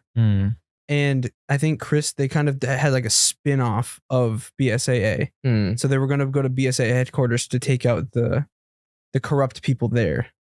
And that's what a lot of people thought the DLC of Village was going to be. So nobody knows where the story is going to go next. So the ending of the game, did that set up the next game? Kind of, yeah. What, 8? Okay. Ending of 4. 4. Oh, okay. Because I don't know the context of anything that happened there. I'm kind of upset. Well, I know these things take time, but I'm like, after finishing one, this was the same thing with 2. Like, I wanted to play the next one. And right now I want to play the next one. Like when we finished 7, I don't even think we knew that 8 was coming out. We thought that was going to be like the only one in that iteration. Yeah. But yeah, I think the story's still ongoing. So I'm wondering if they have 2 different teams, like one making the remakes and another making, like, I'm assuming Resident Evil 9. I'm wondering if Resident Evil 9 is going to be third or first, because they released the third person mode for Village. Imagine one with both. Certain sections are played first person, certain are third. I mean, that's kind of how Village is now. There's the main story you could play in first, or you could play it in third now, or you could play the DLC in third. It's only in third. It's not first at all. I'm not sure. I think both work well in the genre. Yeah. I may have preferred first more though. Well, I at least preferred it in Village, and I prefer third in 2. Third person works in 4, but first person could work. It could work better, I think, because of how fast paced it is. It would work better for the shooting and all that stuff. Yeah, maybe. Like, I don't see why it wouldn't work. Like, at what point does third person help you at all in the story, if at all? It would just be weird because, like, I heard people that played Village with the third person mode, it goes into first person for the cutscenes. So in 4, it would be like first person, then it would go into third person for the cutscenes. I mean, that'd be fine. A lot of games already do that. Yeah. Yeah, that is true. Yeah, I don't know how it would be. Be interesting. Yeah. Well, it's very like, actually, I was gonna say it's very 4 is like super big sets, but 7 was like that too, especially the ending. Remember that? The ending of 7. Oh yeah, the insane like house part. Yeah, huge. Yeah, that was cool. I love remember that boat section in 7. The boat section. Oh yeah, yeah. That also, playing through Revelations, most of the game takes place on a boat, and from 7 they took a lot of inspiration from Revelations. Wow. So like a lot of the newer Resident Evil ones, we didn't realize it at the time, but they took a lot of inspiration from the older ones. Yeah. I guess they just do what they know works while innovating a little bit at a time. Like, I'm pretty sure the actual main section of the boat, like the actual place where you drive it, it looks exactly the same as in 7 in Revelations, or at least I need to go and see it again, but from what I remember, it looked similar. What we're talking about? Oh, we mentioned the story, which, yeah, I mean, the basic premise is that the president's daughter gets kidnapped by these cult people. As a side note, it was so Japanese the way they talk about Americans. What do you mean? Baby Eagle. Yeah, the Baby Eagle is yeah. the name. And I don't know, just the way they'd say stuff about Americans, like the United States of America. Yeah. And they would, I don't know. It was obvious it was a foreign created game. Yeah. Mm-hmm. No, but it's funny because so the president's daughter gets captured by these cult people, and the only person they send in is Leon. And he has With a one other pistol. person on the radio. Yeah. That's it. With a pistol. Like the president's Only daughter. a pistol. Not a team, one guy. Give him an assault rifle or something. And with he's a lot of and he's ammo. only Yeah. been like in active duty or whatever for like 6 years. Yeah. I guess he specializes in that specific like biohazard thing Yeah. because of Raccoon City, but still, It's Just just, doesn't- yeah, it's very weird. yeah. You'd think he'd have more stuff like antidotes to possible biohazard stuff, or maybe even a hazmat suit kind of thing. Just a knife and a pistol. You can get a gas mask helmet but it's like cosmetic. Oh. But I don't know. I feel like he should have been wearing like full gear Yeah. or something. Not literal like civilian clothes. Yeah, I don't know. It's really odd. But the gameplay is the reason everyone plays it. Yeah, I mean, the universe is interesting, and I mean, I was pretty invested in the story, but the dialogue lines are super cheesy. Oh, yeah. Not as cheesy as the original game. Have you watched No, him certain sections? What is it? The bingo thing. Yeah, bingo. When you get to the castle and you talk to that specific guy, you know what I'm talking about? Mr. Kennedy. Yeah. Apparently in the original game, he's like, no thanks, bro. what? Or something like that. It was like something really weird. There's one part where you're fighting these like knights in armor, and then he says, after you kill him, he says, "Nighty night, knights." Oh I'm yeah. like, oh, did he really just say that? Also, when So you catch Ashley when she drops down, she says skills and there's a Z at the end. It's like skills. Wait, how'd you know there's a Z? he plays There's with the subtitles. I play with Oh. subtitles on games. Yeah, there's a part where these chainsaw people come after you, and Leon does a backflip for no reason. He could have just backed up a couple feet, but he runs at the wall and does a backflip. It's funny. It's so over dramatic, but it's almost like it's funny. It's like charming in this game. And then the chainsaw people come out, and I don't know if you heard him say it, but they're called the Chainsaw Sisters, the little mini boss. He goes, "I'm a one woman kind of guy." What? Like he has lines like that throughout the whole game. They're just so cringy. It's funny. I don't know. I think maybe it's a translation thing, but also there's one part where he like you're with Ashley and she's like, maybe we can be agents together and protect the United States from any and all foreign like threats or whatever. And then he's like, sure. And then like it goes on. I'm like, what? Well, no, I got the impression that he's kind of like, you don't need me. Like he actually didn't like her. Like he wanted. He said that at liked the end. Ada. He's kind of like in a nice way rejecting her. Yeah, because she was like, you could put or I could put you on my detail or something. Oh yeah. Yeah. But, yeah, he's also we were saying, remember, I think in our podcast for 2, we were saying that What Leon's the- a simp. Well, that too, but Leon's a simp, but it definitely does carry over into this game too. Mm-hmm. When the later on in the third area, he says what the Yeah, I heard that. you guys noticed heard that? it, yeah. I didn't hear it. I missed It was near Funny. the body bags. Mhm. Yeah. That's funny. And the whole Krauser dialogue too. It's so corny. Rookie. Yeah. Yeah. He does it so many times. It's so, yeah, I love it. But it's so like stereotypical. Yeah. Like the tough commando guy with the short blonde hair. and well. he's got that like the hat, you know? Yeah. And the way he Beret. jumped, Yeah. he'd always jump super far Yeah. away and then be squatting on a ledge or something. Yeah, he had so much force when he jumped too. Yeah. Yeah, it was so ridiculous. So you couldn't help but laugh at it. But It's it fits though. it's It's, good. weird. Like like only Resident Evil could do that, yeah. Yeah. pretty much. Like if it was an anime form, I'd be like, No, because like, well, I don't want to get into that topic, but this Japanese influence is like it works well and it's charming, but I think they're the only people that can do it. Like I'm Mhm. assuming I haven't played Evil Within, but I'm assuming they're very much or they're more American. I've played parts. Oh of it, yeah, and it's a lot different. It's way different. Yeah, so the dialogue is probably more natural and serious. Yeah, this is like, at least for me, this is like the closest something can get to anime Yeah. that is. Even then, it was off-putting in some areas, but in some areas it fit really well. Well, Yeah.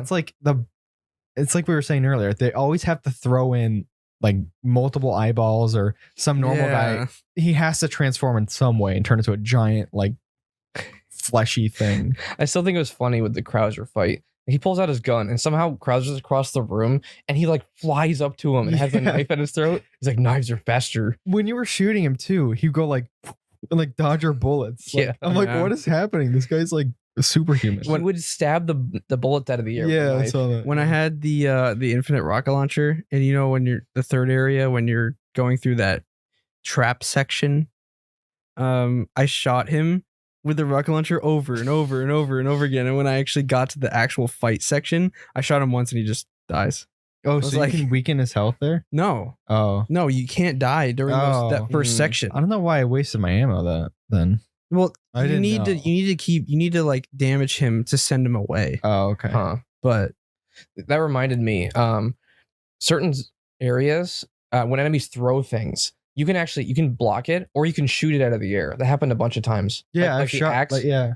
But yesterday when I was playing, I was playing that part with all the lasers that you were talking about that you died on and we both died on. I was about to throw a grenade into the crowd, a heavy grenade, and he threw an axe. They met in midair. So as soon as I threw it, it hit the axe and dropped at my feet and blew me up. Oh man. It Yeah, was just so unexpected. I was actually surprised when I first did that. I remember, I think you were in the chat. I was like, "Whoa, I can shoot the axes!" Like it was such a cool little like mechanic. Yeah. But you can parry the axes. Yeah, I with did the it knife. a bunch of It's times. so Oh. funny. Like that's easy to do, but shooting it out of the air, that's hard. something else that's over the top that I just thought of is you can actually parry and guard against people with chainsaws. So you're sitting there with your little like combat knife, and they're like literally with all Oh, their might yeah. pushing down. With the Meanwhile, chainsaw. you stealth kill like 3 dudes and the knife breaks in half. Yeah, I know. Mm-hmm. It's No, funny. if you do that with the chainsaw, it breaks it. Yeah, you can do it like 3 or 4 times before it breaks though. Oh, maybe I'm thinking towards the beginning because I never had to actually do that. I've literally just pulled my shotgun out, shot them like 5 or 6 times, and it kills them. Okay, what shotgun did you end up using? Me? Yeah. So I started with the pump, then I bought the semi-auto one, and then I ended up buying the striker, which was pretty good. The striker spread, is insane. the spread was a little annoying though. You gotta be so close. Yeah, but I always used it when there was like multiple enemies. Yeah, I mean that helped. Well, the thing about the striker is that one's for the sheer amount of ammo and speed, but the riot one is the best in terms of damage output. I think I prefer the riot one because the striker one, I would end up just shooting people's feet, get them from under so they fall, and then finishing them off with like a pistol. You shoot their feet off? No, You do I'd that? shoot them and they'd trip and Oh, like land on their face. I used the shotgun for the shield guys. Yeah, that was really helpful because the wooden ones. the dismemberment was pretty nice sometimes. Like Oh, you yeah. shoot their leg off and they'd crawl at you. But I really liked when they're about to throw a Molotov or dynamite, you'd shoot their Oh, arm yeah. off and it would fall at their feet and they just blow up. Or you just shoot the thing in their hand and it blows up. You can do way. that too, Yeah. but sometimes it was hard to hit because it was so small, especially if you're yeah. far away. So you aim for their arm and blow the arm off. Mm-hmm. The that dynamite one, our little mechanic thing, reminded me of the cave, the mine one section. Mm. And I was like, I literally told Kale, I was like, this is literally Indiana Jones.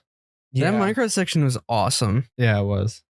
I really liked It was that. fun. Yeah, it was different. The original Lego Indiana Jones game had a minecart section just like that, Mhm. where the enemies would go up alongside you and you'd have to shoot them and stuff and like break the stuff in front of you before you crash into it. The Yeah. chainsaw guy didn't even do anything. Yeah, he Like, he's sat just sitting there with a chainsaw. I'm like, are you gonna hit me or something? Mhm. But I killed him so early on. And so he kept coming by me and he was just like slumped down there and he was just like Nice. I'm just like okay. That Sure. part was fun though. Yeah, I it enjoyed was. that. I got crushed by the rocks at one point. Oh. You have to blow up part of the cave down there, Oh, and the rocks just go really far back from where the dynamite exploded. Also, when the brakes loose, there's another like not cringy, but he jumps out of the minecart and does a flip and then lands like Spider-Man on the wood. I'm just like, oh yeah, when the brake breaks on the minecart. Yeah, it's there's also another intense fight scene with was it Krauser, and it's just so over the top. Like they're like combating each other with knives and they're doing all these like little flips and stuff. It's just like it's so ridiculous. Is it the part where he rips his shirt off? Did he rip his shirt off? Yeah, and that's the second fight. Oh, he's like all shredded and it's funny. Well, we talked a little bit about the bosses. There was only one boss that I disliked, and I think probably a lot of other people would agree. It's probably the weakest boss in my opinion. Yeah, and most of the time I wasn't a fan of the bosses. The final boss, very anticlimactic. I think he was easy. So like the first time, I was getting some really weird camera angles, and so I died a couple times because of those camera angles. Issue or no? It was I was playing on a bigger monitor at that point. And like I don't know, I just kept getting underneath him and couldn't hit the stuff because he was like moving around a bunch of times. Yeah. The second time, I destroyed him so fast. I was like, wait, that's it? Like I was expecting something bigger. Yeah. And of course, there's always a second phase. So even the second phase was super easy. Second phase is a gimmick. Yeah, it was nothing. You just have to keep waiting till the rocket launcher gets to you. I actually enjoyed a lot of the bosses, but I think the best one was the first main boss. Who's that one? Think of that one. Mendes. Mendes. The cheese. The Mr. X dude. Yeah. Del Lago? Wasn't that before? I don't know. I don't want to count that as a first main boss. That was definitely a boss fight. The water thing? It was easy though. I liked it. That was a fun boss fight. Yeah.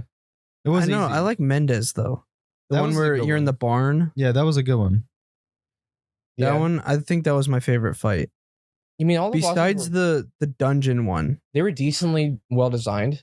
Like even the annoying one, but I think the main issue was just the character like can't get out of the way sometimes. Yeah. It's kind of hard to decipher between them because all I can remember is like giant tentacles and like multiple eyes. That's every Resident Evil boss. Yeah, it's kind of hard. I don't know. They always have the eyeballs. I was actually slightly disappointed that Mendes wasn't the dude who follows you around for a long period of time. Like Mr. X. Well, they didn't have a Mr. X in this game. I know. I wish they had that because I actually enjoyed the intensity of that. Yeah, that was actually. He was annoying. Off topic. Intensity? I know intensity is a word, but is tensity a word? I don't know. Oh. Yeah, because 3 had Nemesis, 2 had Mr. X. Actually, to be honest, I did not like Nemesis in 3. He was like, he wasn't like scary. It was just annoying. You guys will see when I think I've seen memes of that. I don't know. Like glitching out and like just he has such far reach and you can't hurt him. And it's like, I don't know. 7 had the dad. Remember that? Yeah, a couple people. That was scary though. Wasn't there the mom too?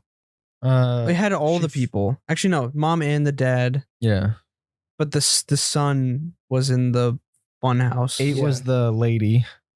I think multiple people, or was it just the lady? Just the lady. She was the one that you couldn't like. You couldn't hurt or anything. Well, that's always the case with those kind of bosses. Yeah, I mean, you kind of couldn't hurt him at first. The guy in 4. Yeah. It wasn't the same. Yeah, I was expecting him to be that type of person. I was like, oh, when's he gonna show up and start chasing me, kind of thing. But I thought that too. We can talk about this later in this when we get to the spoilers. But there's one section. There's a couple like plot holes that I'm trying to figure out. Like I don't know. I was like confused after I beat it. We should get into spoilers now because we've been going for a while. Yeah, I mean, the only thing I want to talk about is I guess I don't know. I was gonna say. This is probably my favorite one yet, though. Oh yeah. Compared to 7, 8, 2, and I never played 3, and that's saying a lot because 7 and 8 and 2 are incredible. I think all the remakes and the new ones are just amazing. I mean, other than 3 is decent. I'm pretty sure we're like an hour and a half in so far. Yeah, but I just want to say like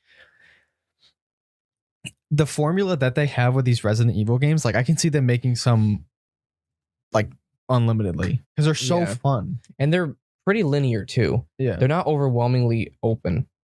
This one, I think you can go back, right? In certain cases, Once you leave, there's 3 areas in the game, and once you leave an area, you can't go back. There was a section in the first area that was very wide. Remember that? Where you had the the boat? village. Mm-hmm. Oh, Yeah. that part was open, like mainly because you can drive around in a boat. But Mhm. I feel like the castle area had the most stuff in it. I feel like that was small. I missed so much. It and was I small, spent but there was a long time lot in exploring. it. The courtyard was big. Yeah, too. but there's a Like, I lot of guess- stuff in there that were little secret Yeah. things that you had to get later on and then go back Huh. because like it's actually huge if you think about it because there are like 3 big sections that you unlock at different points. Mhm. The game is surprisingly massive. Like I was Yeah. very surprised. It's definitely like almost twice the size as 2. I My wonder how it compares to Village. Village was pretty I think big, Village if I might be remember bigger. right. the castle and village was massive. Yeah. That was huge. Oh wait, what is it? The DLC for Village. We don't have to talk about this for long, but my main issue is they reused. Oh wait, you assets. played it? I didn't play it. I beat it. Oh okay. They reused assets. Mm. There's like no new assets. No. They also reused the that one, you know, the house section from Village with the baby. Yeah. They reused that, and they put like a twist on it, not with the baby, with something else. And it's like, What? I don't know. It's Huh. very odd, but And there was a DLC for 7 too, where you had to play as Chris, right? I never played the DLCs for those, but yeah. We gotta play that because those are short. And right? there's the 12 End of hours? Zoe DLC for 7 too. Oh. There's actually like 3 DLCs.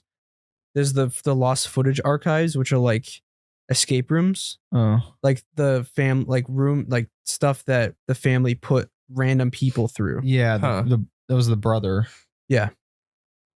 There's actually a lot of stuff we haven't checked out yet, but But yeah, we can get into spoilers. There's not really There's the not only really difference with this section is that we could just say the like specific parts of it. Yeah, Mhm. there's really, like we said before, the game is very much gameplay focused. We gotta get a spoiler thing. Yeah, we could put a big spoiler word at the bottom. Yeah, we gotta do that eventually.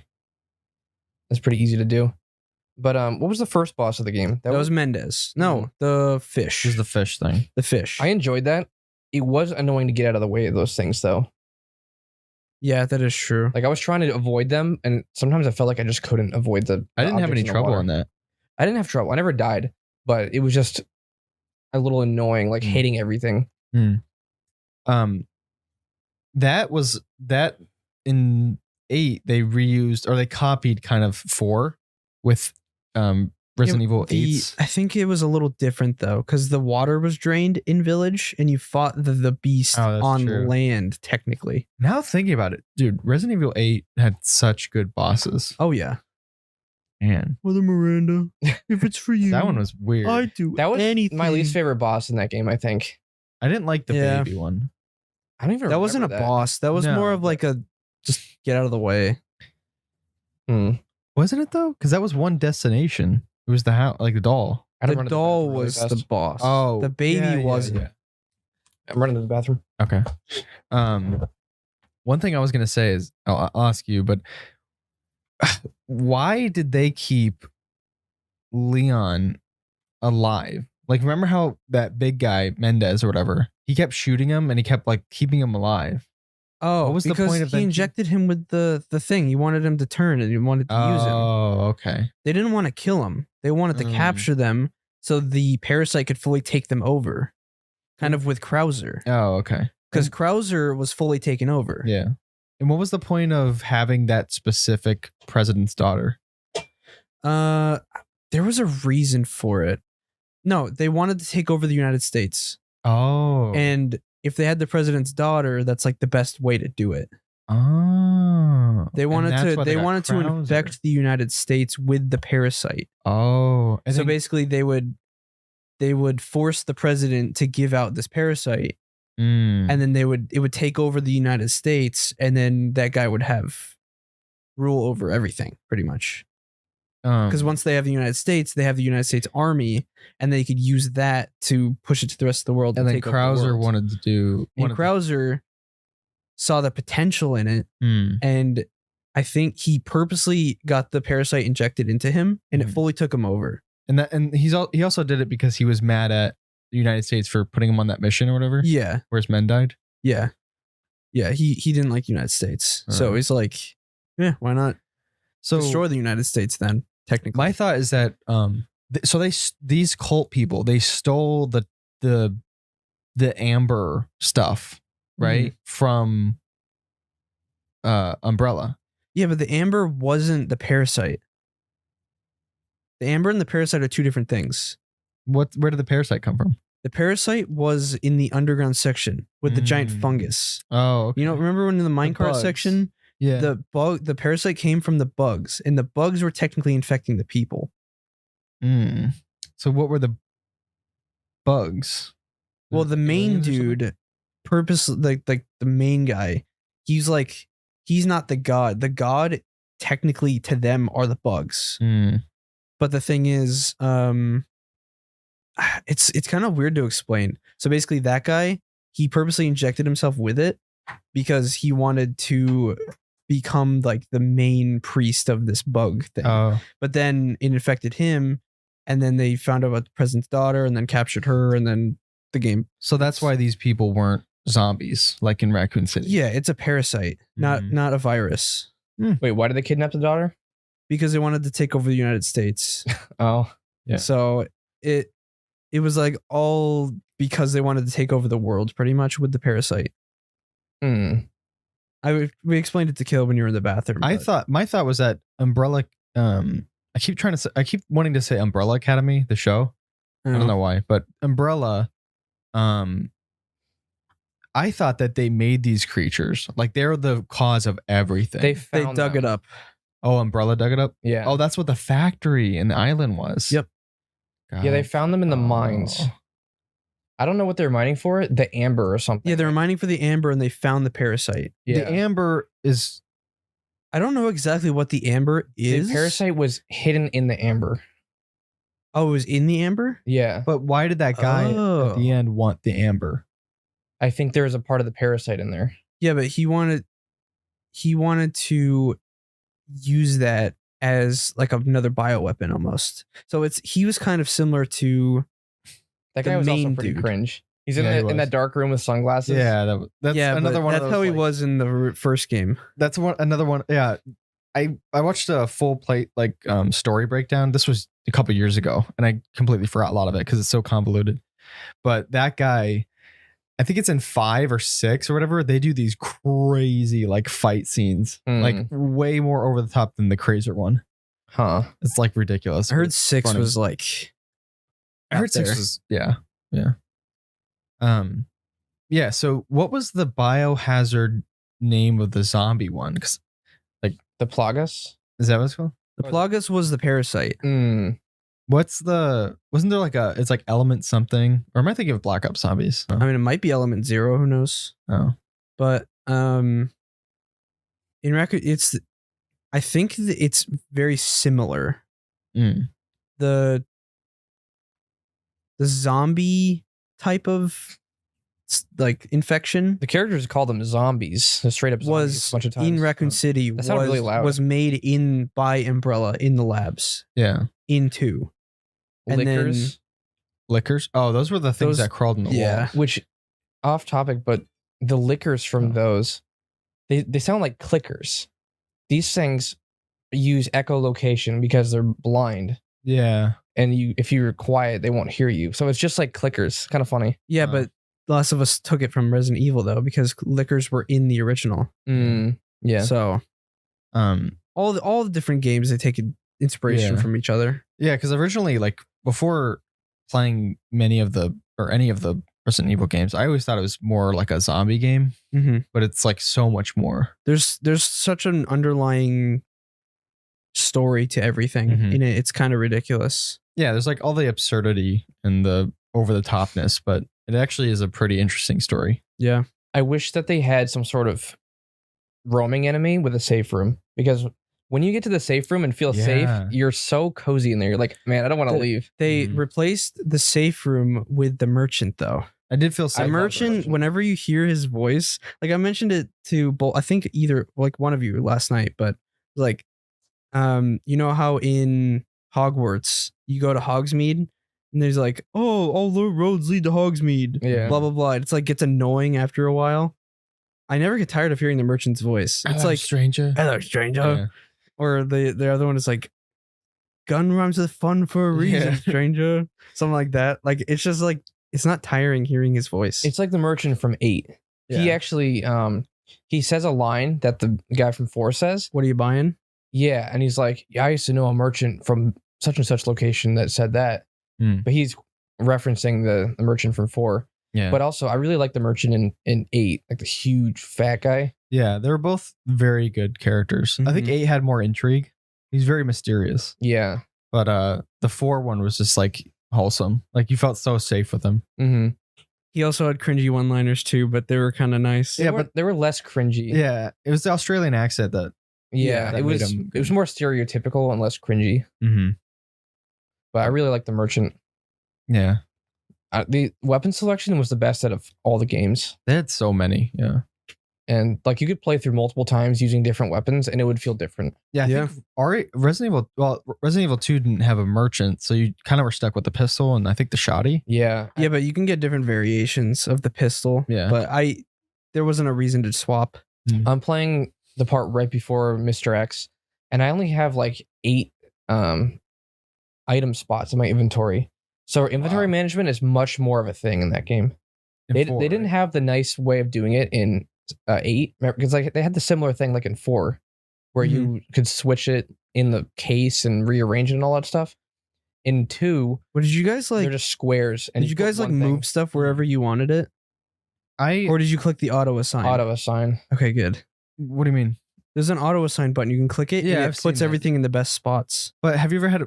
Does auto assign make it to where like okay, if I'm buying a weapon and there's not room for it, but obviously there is room for it, I just have to manage things. You click auto assign and it puts it in the best spots. No, what about?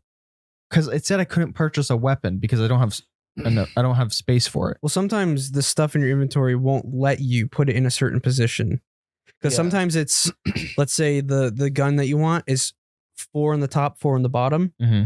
and you have a certain amount of things. You have enough spaces for it, but the design in the specific ways that the things are in your inventory won't allow you to put that in there. Yeah, auto assign won't make a vertical item horizontal.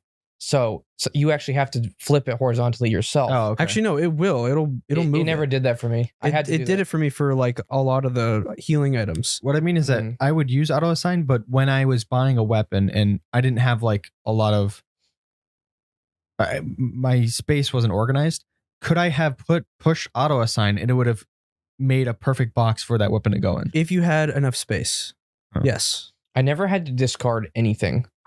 Playing Resident Evil 2, I had a bunch of stuff in my inventory and I found an important story item. I had to discard a healing item because I couldn't get rid of anything else and I couldn't upgrade my inventory. So yeah, I remember that. it was slightly annoying because you know how sparse resources are. Yeah. But yeah, I like the inventory system in 4. Yeah, I think that just adds to the intensity of the game. It's way more fast paced. 2 was like a slower burn. Yeah. But I Like, think both are great. Yeah, I like 2 was more tense, I think, because Mr. X was always like somewhere. Yeah. You just hear that thump, thump, Yeah. thump of his feet. That was scary. It like kept the pressure on you. Yeah. But then you go into the safe room and he dips his head in and he stares at you and he just walks away. Yeah, which is weird. Did they ever explain that? No. Like it's just It's just a gameplay. Any other parts that were odd or I mean, unique? Kale mentioned the annoying boss, which was Salazar. Yeah. He turned into like the vomit creature thing. I just didn't like him. It was so drawn out. It wasn't a great boss fight. What is it? When I had the infinite rocket launcher, it one-tapped every boss. Even the final boss. I one-tapped it. Oh, that was terrible. I one-tapped the final boss, and then it put me to the second phase, and I one-tapped the second phase with the rocket launcher, and it just wasn't hard at all. You know, people were complaining about ammo scarcity. I never really had that. There were parts where I used all my ammo on bosses, but I'd craft and like find some shortly after. Oh yeah. The boss fight were the 2 giants in that incinerator room. I didn't realize you can drop them into the lava. Yeah.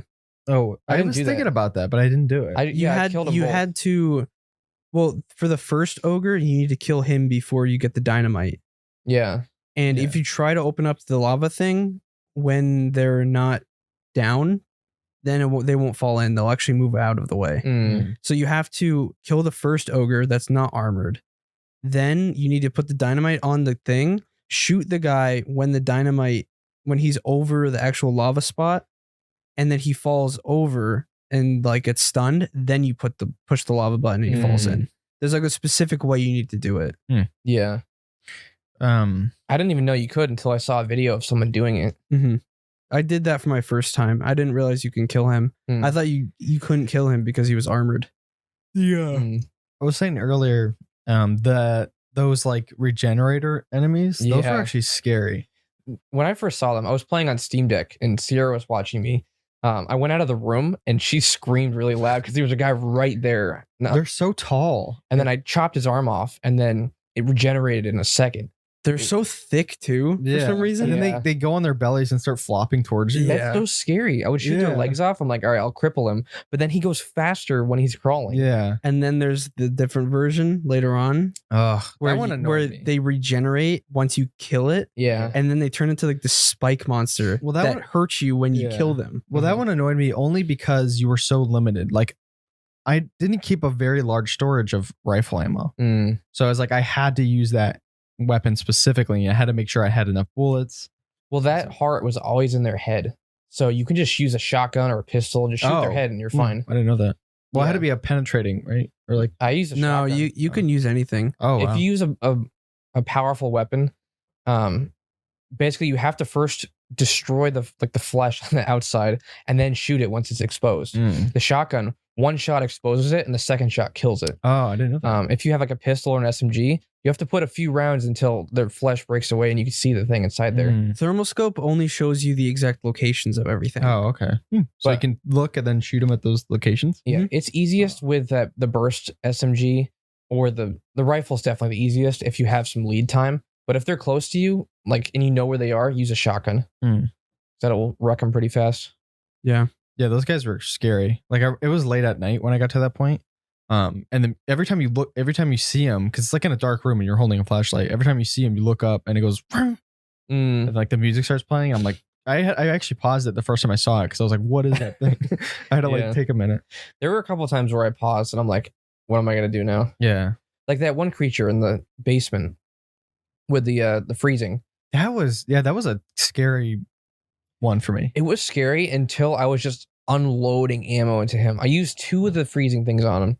And then I didn't know there were more than that because Nice, Ben. Windows. What happened? I removed something. Oh. Ben. Yeah, because it was that area was crazy down there. And like I was running from the guy, so I didn't really want to explore while running at the same time. So I was waiting for that elevator to open for a long time. Like I don't even know how long, like 5-10 minutes. Because I was just walking around. After I used up all my ammo, I ran in circles for a while. That's where I used the rocket launcher for the first time. I purchased it and I was like, okay, I'm gonna shoot this guy, then I'm gonna freeze him, then shoot him, then run. And then I thought I was gonna have to like put a ton of ammo into him. I spent the 80K on the one singular rocket launcher before I bought the unlimited one. And I froze him, aimed it, shot it, and then I see the achievement pop up. I'm like, okay, the rocket launcher's kind of broken. Yeah. That area is where you get one of the crowns. Oh, I don't think I got it in that one. If you combine it with 3 of the red gems and then 2 yellow, you can get 108K for it. Wow. What is it? Since I got the deluxe edition of it, and it was like extra $10 or something, and it came with the expanded map, which you get 2 more crowns if you have the expanded map. Huh. Yeah, so you probably got a good amount of money from that. But yeah, that boss was a bullet sponge. I had nearly no ammo after that. Yeah, it was pretty annoying.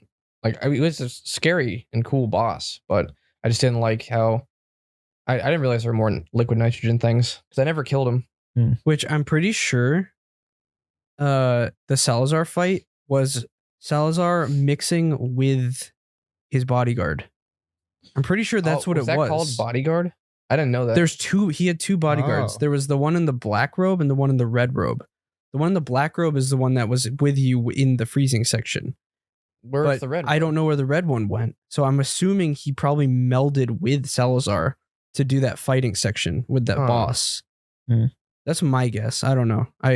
Unless it was in the cutscene. I forgot. But you kind of shot him. He fell, and then he came up as the creature. Mm. So I don't know exactly if he melded with him or not. But I didn't like the bugs. Like they were super easy to kill, Yeah, they were annoying. but they would go out of your view of your screen. Yeah. Mhm.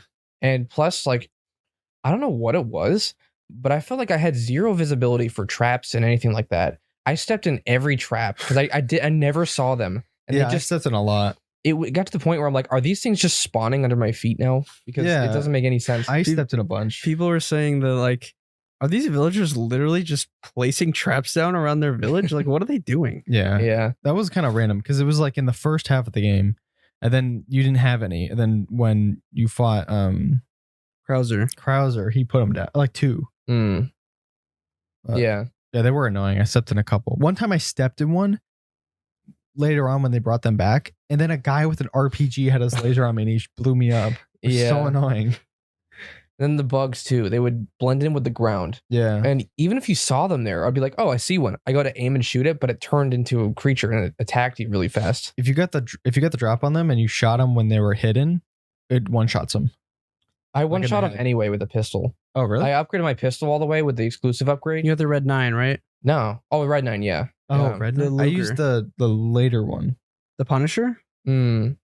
The Red 9 Uh, has the most damage. I'm trying to think of which Oh. pistol you're the referring to. Matilda. The one that you get from Spinels? No, I bought it. It was after the red 9. Yeah, I know what I'm you're not talking sure about, then. Probably the Punisher. Yeah, maybe it was. No, the Punisher is like the yellow one, right? Or Yeah. like but you got that no. one before the Red 9. Yeah. But yeah, the Red 9 all the way upgraded, one tapped any of those guys. Oh wow. Like even if it didn't, you would either one tap them or they would be on the ground and you'd knife them. Mm. So it was really easy to kill them, but they were annoying how they would jump out at you sometimes. Did you guys ever parry villagers? Yeah, Yeah. a lot actually. I only did that towards the end because I don't know. I just didn't think of it. You could parry the Regenerators. You a lot, parry too. and then you Oh. can do a spin kick. Mm. So basically, if you get like 3 or 4 villagers, run up to them, parry it, and then spin kick, and all of them get hit with it. Wow. Yeah, you kick one, and he would fly into multiple enemies and knock them on the ground. Yeah, I've done that. But the Regenerators, if you parry them, he slices his arm off, Oh. which is pretty helpful. Hmm. But I thought those guys were super fun with the damage too. Like as you shoot them, you see the skin just blowing away. I don't know. Yeah. Those are probably the coolest enemies in the game. I Yeah. didn't like what Gyarados. Is that what they're those The are called? normal dude? Yeah, No, the the- Gyarados, the the big guys. blind guys with the giant claws. That was an annoying fight. Oh, Did you guys use yeah. pistols and guns? Yeah. Which one? The one with 2 or 1? There's an 2. achievement that I got on my second playthrough was kill him with the knife only, and I did that. Oh man. Whoa. So basically, what you need to do is you need to wait for him to kind of just like stop, stealth behind him and whack him with the knife in like his bug thing, Hmm. and do that like 10 or 15 times. When it's That- actually pretty easy. I died 3 or 4 times on that, probably more than any other time in the game. Oh, wow. I didn't like that spot. I never died on with those guys. The 2 when there was 2 of them, one of them actually killed the other one. Yeah, because they go after Yeah. anybody. They just ran into each other and one killed the other, and then the other one was so weakened that it took me like a couple of shotgun shots in the back. Yeah, at that point, I upgraded the broken butterfly and I shot him in the back. I think once, and it killed the first one. Wow. The second one was stronger, so it took a couple more shots, but it was so fast. I couldn't believe it. You just have to get behind them somehow, and sometimes Yeah. they would just swing and hit everything in the room. If you Flashbangs were crouch and helpful. you walk around, they can't hear you. Mm. The flashbangs helped too. It Yeah. disoriented them for a while. You know, I never bought the recipe for flashbangs, but they were so nice to have. Yeah, I kind of wish I did. I had the recipe for the heavy grenades, but I never made any. Hmm. So Yeah, the heavy grenades are so nice. You can find a ton of them. I never made any of them, and I found a lot. Yeah, but I would just blow whole crowds of enemies up with them. yeah. Mhm. Super nice. You'd save a lot of ammo doing that. What is it? Those 2 Gyarados? Mm. I literally had like 4 or 5 heavy grenades. I got every single enemy in that room up into one of those side corner rooms. chucked 3 of those heavy grenades in there. Every single person died. Even the Gyarados? Even the Gyarados. Wow. Huh. Yeah, because towards the end of the game, you can kill like 10, 15 people and waste all your ammo or use 1 grenade. It was just, you kind of train them into a corner and throw it and it blows all of them up.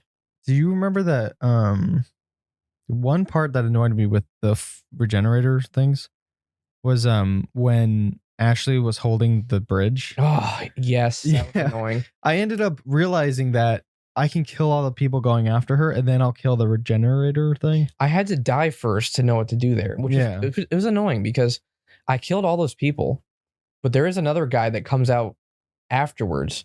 So if you start to fight the regenerator, that dude will carry her off every time. And there's no way of knowing that unless it happens the first time. Yeah. Apparently people got bugged there where a guy picks Ashley up.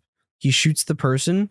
She doesn't go back to the bridge and the bridge falls and you can't get back. So we had to reload that whole section. Yeah. And the regenerator was right behind me too. So I ran over to that bridge and was shooting the guy. You don't need to kill the regenerator. Yeah, I dropped him down the cliff, down the bridge. Yeah. How'd you do that? Because I ran across. He was right behind me. As soon as Ashley got the bridge up, I ran across and I dropped it. I clicked on it, and she got away from it, and so the bridge fell, and he was on there, so he died immediately. But it means I missed out on a gem or something. Because I always gave you a gem, pretty sure. Yeah. But overall, really good game. Yeah, that was my favorite so far. I haven't played 3, but I don't think it's gonna. I don't know if it won't take very long. I liked it a lot, but the other ones are just so You played good. 3? Also, no, I never played 3. Oh. It definitely wouldn't be in that one just because of how short it is. Yeah, I think this one's probably my favorite. Yeah. Although all the other ones have such unique and special things about them. Like 7, we played all nighter. 8 was just an excellent game. 2 was like the first one. Yeah, I'm enjoying the puzzle aspects of 2. Yeah, and the intensity. I really like 2's puzzles. Yeah, they all have something really good about them. Like if you want a more horror focused thing, play 7. Or if you like first person action, play Village. Yeah. Especially like third person action, play 4. Yeah. You like third person puzzle, play 2. And 2 was definitely a slower, more tense. If you want a tech demo, play 3. Yeah. And I'm sad though because I don't know what else I'm going to play after this. Yeah. Like they're just so good. They're like I love playing them on the Steam Deck or on my computer. Like doesn't matter. That's why I wanted to try all the older ones because it's just they won't be as good though on that Resident Evil craze. I kind of want to wait though. That's the thing. Yeah, exactly. Like, Resident Evil has become is so good and iconic to us now that it's become like one of those games that we just wait for. Yeah. Like remember Little Nightmares. Like we were waiting for the second one. Yeah. It's like it's on that level where like once you play it, you're like craving for more. Yeah. And there's no other way of getting games like that. Like it's annoying because you're like, it's so good. I don't know what I'm gonna do now. But we'll find another series. Maybe the Evil Within will be similar. Probably not as good though. But. Yeah, I mean, I played through the first one. It's pretty good. I think it's more story based, right? It is. Yeah. But yeah, I think that's pretty much everything, right? Yeah. I think so. Is there anybody in the chat? Anybody in the chat want to say anything or ask any questions? I don't know. Maybe There's not. 2 We've been people, going for a but long I time. think it might be. We were saying like since we're more comfortable in these chairs, we'll go for longer. Yeah. And first thing, like almost 2-hour podcast. I mean, it's good that we did a longer podcast for our first one back. Yeah. So We had a lot to cover, but also, well, Oh, I forgot if my chair can do this. yeah. Well, one thing before you close, Cab, don't forget next week, the 15th at 12 p.m. Eastern, we're gonna have Trixel Creative. It's gonna be really big for us. We're super excited. All right. So I think that'll be it for this podcast. Thanks everyone for listening, and we will see you next week.